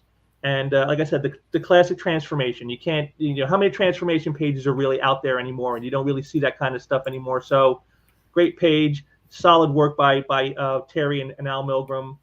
From a classic run, circa 1990. I mean, right there, it's over 30 years old. All right. So, how much is this one? $400. $400 for a page from X Factor number 33, and this was mid 80s, right? 1990. Yep. 1990. Okay. So, still, you got a vintage X Factor page, and it's $400 here. And James's, Sequential Treasures, our booth. Great. Just a question. I know you're repping some artists. Are you taking commissions in your booth as well? Not as such. I do have on my classified area. There is a couple rooms for commissions from a couple of the artists who run them through me. But as far as like taking them during the show, I'm not doing that. I'm just kind of focused on wanting to sell the art that the artists have sent me for the event here, and that's kind of what I'm focused on with that. Okay. All right. I'm going to go on to your next piece. And we have an Archie one. Yes, this is a great one here from Bob Smith, the inker. That's who I got this stuff from. Pencils by the great Dan Parent, who is definitely a Mike DiCarlo clone, keeping his spirit alive.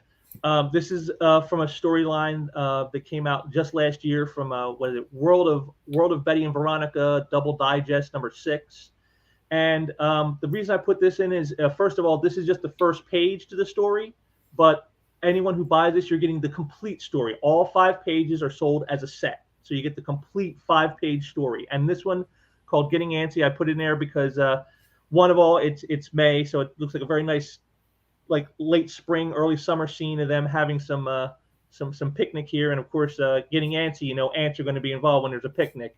But the great thing about this story is it's a silent story. It's nothing but images and sound effects until the very last page on the very last panel, and then there's dialogue. But otherwise, it's completely without dialogue. The entire 5-page story, and that's just something you don't see much of anymore. Where because this really shows you the storytelling skills of the artists involved, because they don't have any dialogue to fall back on and try to set a mood or set a tone or get the point across. They have to do it all visually. And that's why I thought this was a really great piece to spotlight here, because it just shows you the strength of these people, Dan Parent and Bob Smith, with their storytelling abilities to really, drive a story without the need for dialogue. Cool. And so you got 5 pages. This is the first page, the title page. But yeah, you're going to get all 5 pages of this story in one. If you come in and you want to buy it, you get all 5 pages. Mm-hmm. And price $125 for a 5-page. $125 for all 5 pages. For all 5 pages for a complete short story. Exactly. Wow. I don't think Dan Parent sells it that cheap. Wow. I mean, I bought pages from Dan Parent for. I don't think I ever got a whole complete story for $125. That's, you guys this is some bargains in this booth. 125. I thought you might have said maybe 2, maybe 3, but 125. I did not see that. So incredible. And again, you got all the characters: Archie, Betty, Veronica, and Jughead. All the characters you care about, all right there. They're all in the story. So. Right. And this is another piece here from Mike Vosberg. This is a illustration he did of Vampirella. Now, I'm not exactly sure when he did this illustration. He didn't say specifically, but I'm guessing it's probably somewhere between, say, 2015 and 2020, somewhere in there. Probably something done in the last few years. But I just love this because, again, Mike is one of the best, to me, drawers of actual real women. When you look at this, you know, it doesn't have all the bombasticness that you usually expect of, say, like an Adam Hughes or a Frank Cho. You know, this is much more demure, much more like, again, more like real world beauty. And yet he makes a completely beautiful Vampirella image right here. I mean, just the pose, the grace, you know, all of it. And then when you look at the backgrounds, I mean, you see the old building in there with the brickwork, all the detail in the brickwork, and it looks like it's old and getting ready to fall apart. You know, you got the old stairwell there, those old chimneys, and then right down here on the tombstone here, there's a signature right there, a vase. He put his name in the tombstone. That's always fun. He used some white, I think some white out or some white ink here for this grass to make the tall grass that she's standing in. Just a very beautiful image of Vampirella. I mean, this is almost like cover-worthy type stuff. And it's just again, it just spotlights how I think that Mike Vosberg is one of the best, you know, artists of like actual like the female form in reality. And what's the size of this piece? Everything I've got here, pretty much everything on the in the booth is 11 by 17 roughly. It's a comic book size page. Okay, so 11 by 17. So I'm gonna take a guess on the price. Is it like $250? $350. $350. All right. Mike always wants a little more on these illustrations because he takes time out from other things he could be doing to do these awesome pieces like this, and so he wants a little more for that. But I think it's definitely worth it. I mean, $350 for a beautiful illustration of Vampirella like this. I mean, come on, it's okay. All the detail in the backgrounds. I mean, that's a lot of highly detail intensive work for just $350. Yeah. No, I mean, if you said I was right, then I would say that's a crazy price if I was right. So no, I think $350 is very reasonable for this. 11 by 17. I mean, nowadays, I mean, where are you going to find a full figure 11 by 17 for $350? Not many places. Not someone with the resume that Vosberg has. Yeah. In fact, this year is, I believe, his 50th year in the comic book industry. I believe some of his first published work was in 1972. So this is 50 years, and he's still creating. I don't know what it is. He's part Terminator or something. He just doesn't stop. I don't know what it is, but yeah, it's crazy. 50 years. Wow. Incredible piece. All right, for your last piece, we have this piece. And this is another Archie. This is another Archie piece, courtesy of Bob Smith, this time pencils by Pat and Tim Kennedy. And this is from the more modern Archie stuff, the stuff they did, in the last like 5 or 6 years they've been doing. And this is from a book called Jughead the Hunger, and it's from their horror line. This is from 2018. This is from issue number 1. And basically it's Jughead is a werewolf in this story. And, here's just this page. It's just got Jughead in like every panel. You can tell it's him right away. The crown hat gives him away. And it's just, the style that the Kennedys use is different from how they do it when they do the classic Archie. Like you saw the Dan DeCarlo piece earlier. I mean, the Dan Parent piece earlier. That's the classic style. When the Kennedys do that, they do it more like, say, Harry Lucy did back in the day, the old school Harry Lucy Archie artist. But when they went to this modern stuff, they changed up their style completely, and you can see just how vastly different this is to the other Archie pieces. Much more serious, much more dramatic. The way it's done, and I like that about it, that they were able to change up their style so dramatically for this type of like more modern, like Riverdale style Archie stuff. And again, this is just a great page from the first issue of the book.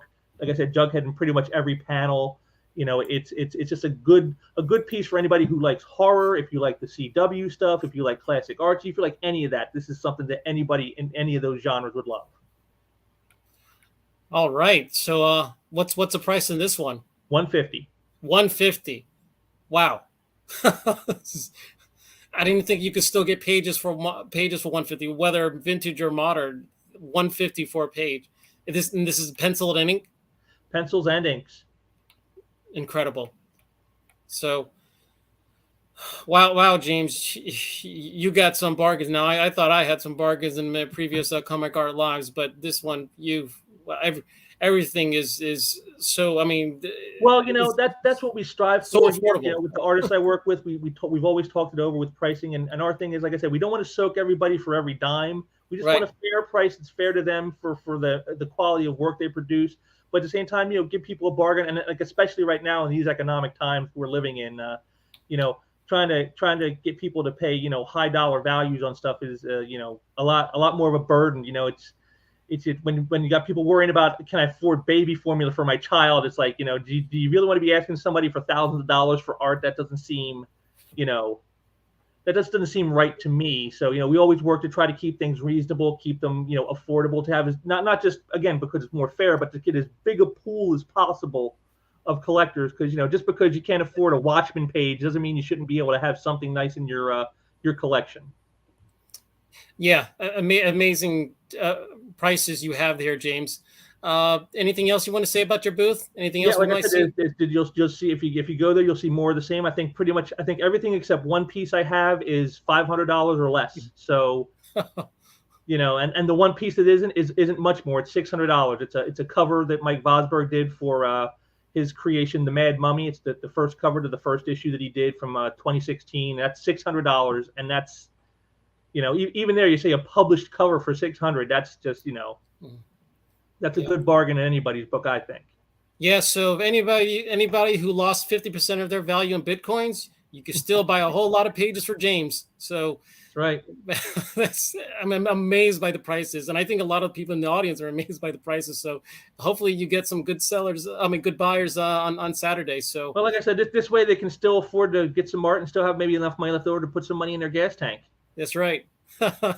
So thanks for joining, James. You brought a great set. I mean, I wasn't expecting $20,000 pieces, but you showed some real bargains here, and I hope I'm expecting. That's what I hope, and I hope that people will see that there are bargains to be had at this event. That it's not just everybody bringing in the high dollar stuff. I may not have the heavy hitter prices that some guys do, but like I said, I think I have some decent stuff for some very fair prices, and won't break your bank. And like I said, it's just to get more people into the hobby, and that's how you do it. You got to have stuff that anybody can afford, and that's kind of how we approach things. Yeah. Heritage is going to call you saying you're selling your stuff too cheap. So, all right, James, have a great weekend. Have a, good luck this weekend, and have a great evening. Thanks a lot, Larry. All right. Bye. Take it easy. All right. So my next guest here is Jordan, coming from Hawaii. Hey, Jordan. Hi, everybody. Your connection's a little spotty. Yeah, Dan, I wasn't able to get home from work in time, so that's the day I'm going to show you from the booth. So everybody, I got it real fast. Today are my pieces, historic pieces. Sunday, the bargain day. So I got a lot of fun there.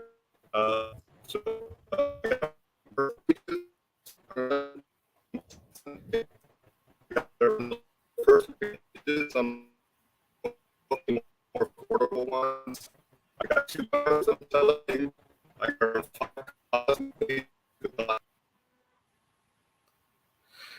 Okay.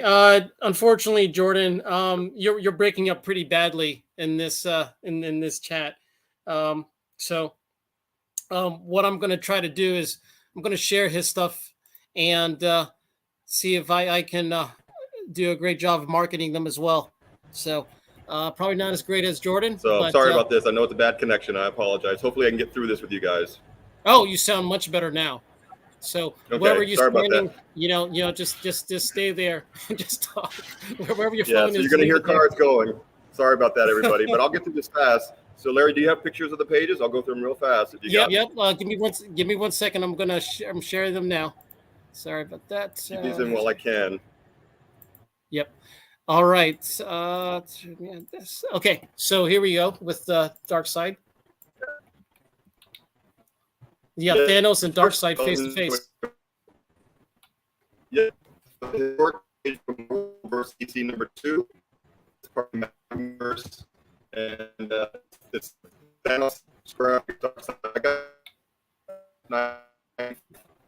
I do expect payments to break the payments around $1,000 each. And way to get stored, pay. A great page. Yeah, hey Jordan, we can't hear you. Sorry, yeah, the connection is really bad. So I'm gonna go ahead and try to sell your pieces. I'm gonna try to talk about some of your pieces. So guys, this is one is a Thanos versus Darkseid, as you can see from Marvel versus DC #2, Amalgam, and the artist is Claudio Castellini. I know there's some big Castellini fans here, and obviously it's a half splash. This one's going to be around slightly less than 10,000, but this is something that you rarely see. There's a historic epic fight between Thanos and Darkseid. So 11x17, artist is Castellina, and this is going to be less than 10,000. Yeah, and I take time payments, so you break it up into 3 payments of 3,000 each. Okay. Oh, you sound better. Go ahead and try to sell this one. Well, this one is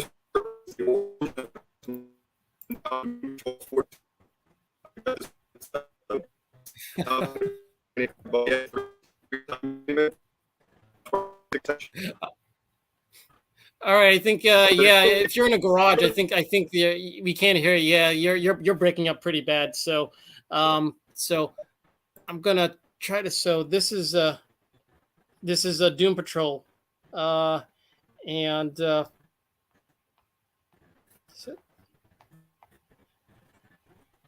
I think he updated this while I was on the probably while I was on the on the chat. So okay, probably don't have a description other than this is Doom Patrol, so I'm not sure exactly what the price is for this one. But I do have the next one is this is a Tomb Raider by Michael Turner.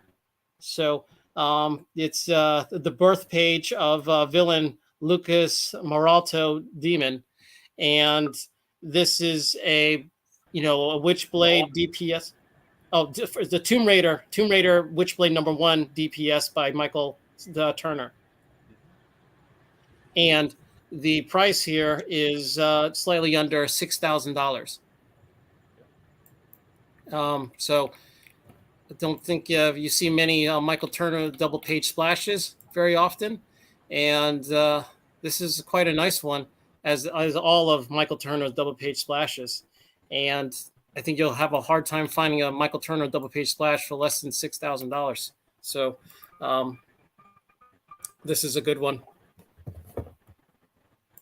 All right, the next piece he has is JLA #3. Oh, the formerly JLA. So this is by Kevin Maguire, and this is with Keith Giffen. So this is a splash page from a very classic run, memorable run in Justice League between the Kevin Maguire and Keith Giffen run.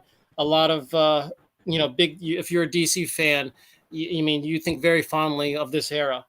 And this is a splash page, and it has the entire team on the screen, and with all the different facial expressions that Kevin Maguire is known for. So this page here would be between $7,000 and $8,000. So, all right.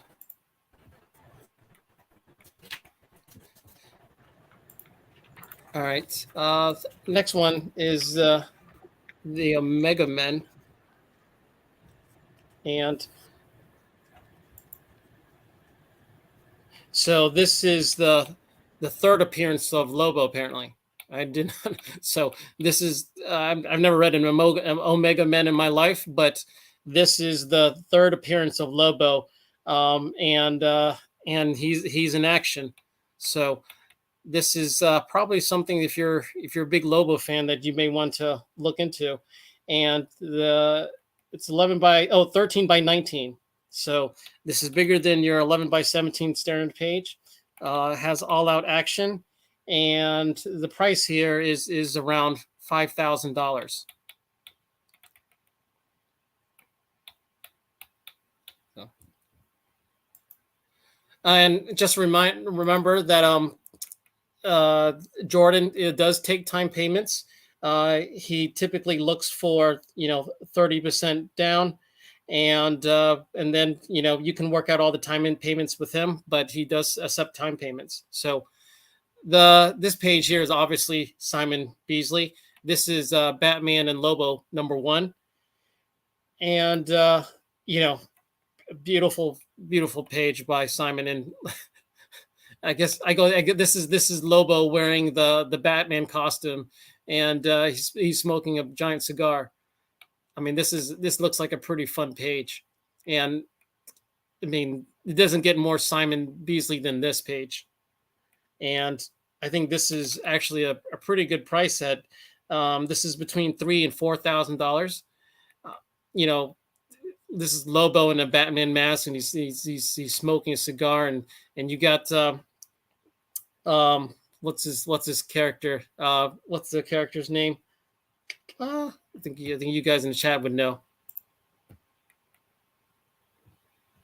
Blunt. So, what's the name of the puppet? I can't remember what his name is.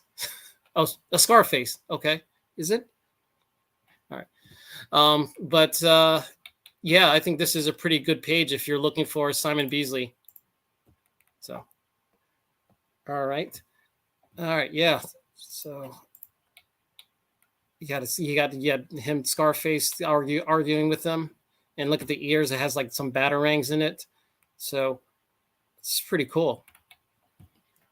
And lastly, we do have this this giant DPS Thor page. Wow. And this is the birth page, the first appearance of the Flame from Thor Annual number 18. And this is the title splash, and it's a DPS. And this looks amazing. This is Tom Grindberg, inked by John Nyberg, because it says that in the title page. But this is an all-out brawl here. Let me try to show some piece. Okay. I really like how they do all the Asgardian armor in this one. I mean, if you're a DPS fan, I think you'd be really into this. This is just a beautiful, beautiful DPS. So, and the pricing on this one is on point. This is around $3,000. This is between $2,000 to $3,000, and this is he says this is an homage to Fred Hembeck, and I think that's pretty fun because I remember Fred Hembeck. He used to stuff all these characters, and he will accept time payments on this one as well too. It's 50% down immediately, but this is great. A DPS here, so. I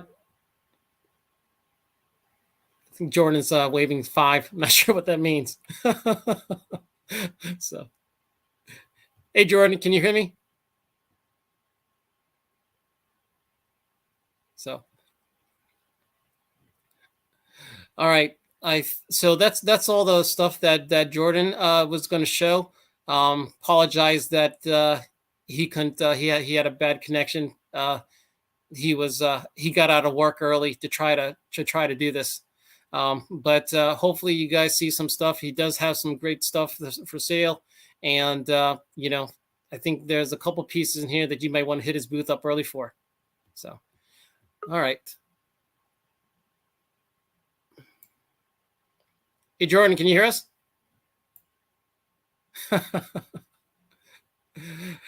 All right. So I showed all your art, and hopefully I think there are some pieces here that the folks want, and I hope they hit your booth early on Saturday. and you know, and I think you got some. I think Michael Turner is a good piece, and if anybody who's looking for a nice one from Witchblade, I don't think you'll find it for less than what Jordan's selling it for. So, all right, thanks, Jordan. And Lisa, I got to show off your art to the audience, and then maybe you bring some folks to buy some stuff on Saturday. So good luck on Saturday, Jordan, and have a great rest of your evening at in Hawaii. I wonder what time it is over there. Bye-bye. All right. So, all right. So that's pretty much all the guests I have. And I know some folks that were wondering what some of the stuff I was going to have for sale. I still haven't dug through all of my stuff, and I intend to find 48 pieces, and I'm struggling. I'm digging through, and probably chose around maybe 20 so far. But I'll go ahead and quickly show off my 7. So, one moment, please.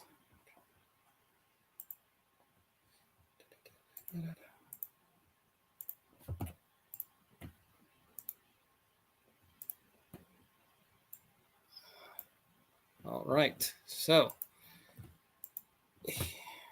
making sure that I add it to the stream. So here are my 7.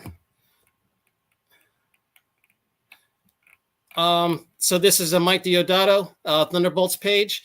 It's like a half splash. It has a nice nasty venom on top. I think Deodato draws one of the best venoms in the industry.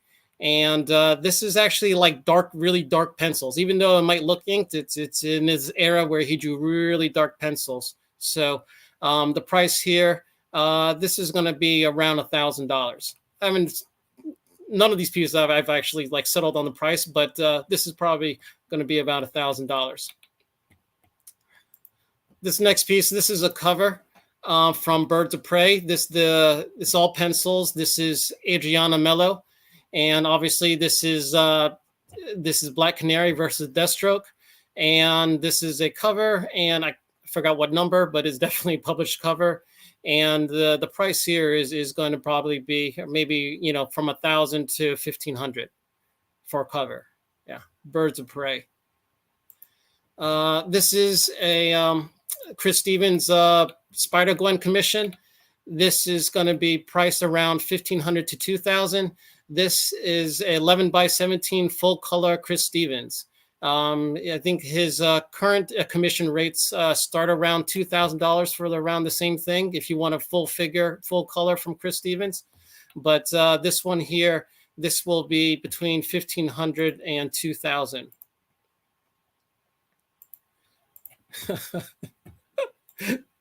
Very funny. One man dueling dealer show.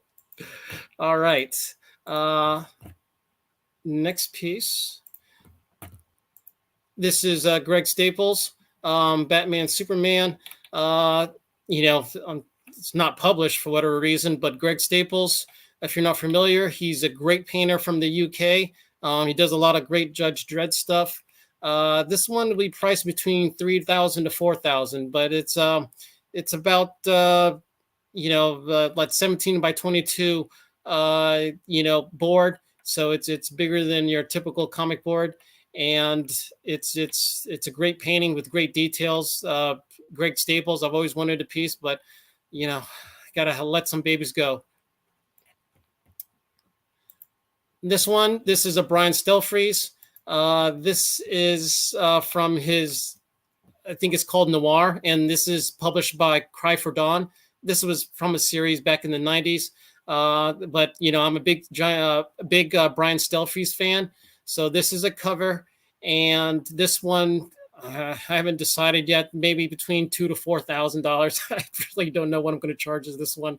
I kind of just took the picture just maybe like an hour before the show. I haven't decided the price, but this will be up there for sale. And this full painting, Brian Stelfreeze is one of my favorite painters. I have another Brian Stelfreeze for sale. This is from Codename Knockout. So Codename Knockout is a pretty funny series, and obviously there's a lot of hot females in there. And you even have some males and wearing wearing some schoolyard uniforms. But this one is about, the size is about 11 by 20, 17 by 22. I'll have the more exact size when it goes for sale, but this is all watercolor, and the price here will probably be around $3 to $4. But this is a Codename Knockout cover. And lastly, this is a Frank Cho ballpoint. I did some censorship on it, but this one will go between $5,000 and $6,000. But expect this one to be in my booth. So I plan on having 48 pieces. I'm still picking through my collection, but hopefully I'll have something there for some folks. But everybody, good luck if you're selling on this weekend. And obviously everybody's going to be searching for nice art, and good luck for those purchases. If you're a premium member, I think you get in early. So there's going to be a lot of a race to get some of the stuff that we've seen tonight. So hopefully this was a great preview and everybody saw some stuff that they want to go after. And thank you for joining. This was a lot of fun, and thank you for all my guests here. I think we showed, but I think I had about 6 guests, and each of them had 7 pieces. So, and I showed some pieces. So we probably had about 50 pieces of art shown tonight. And hopefully you all saw something that that you want. And there's a Watchmen page, but I don't see any covers. But there will be at least one Watchmen page that's for sale tonight or on this weekend. And good luck, everybody, and have a great night. Bye.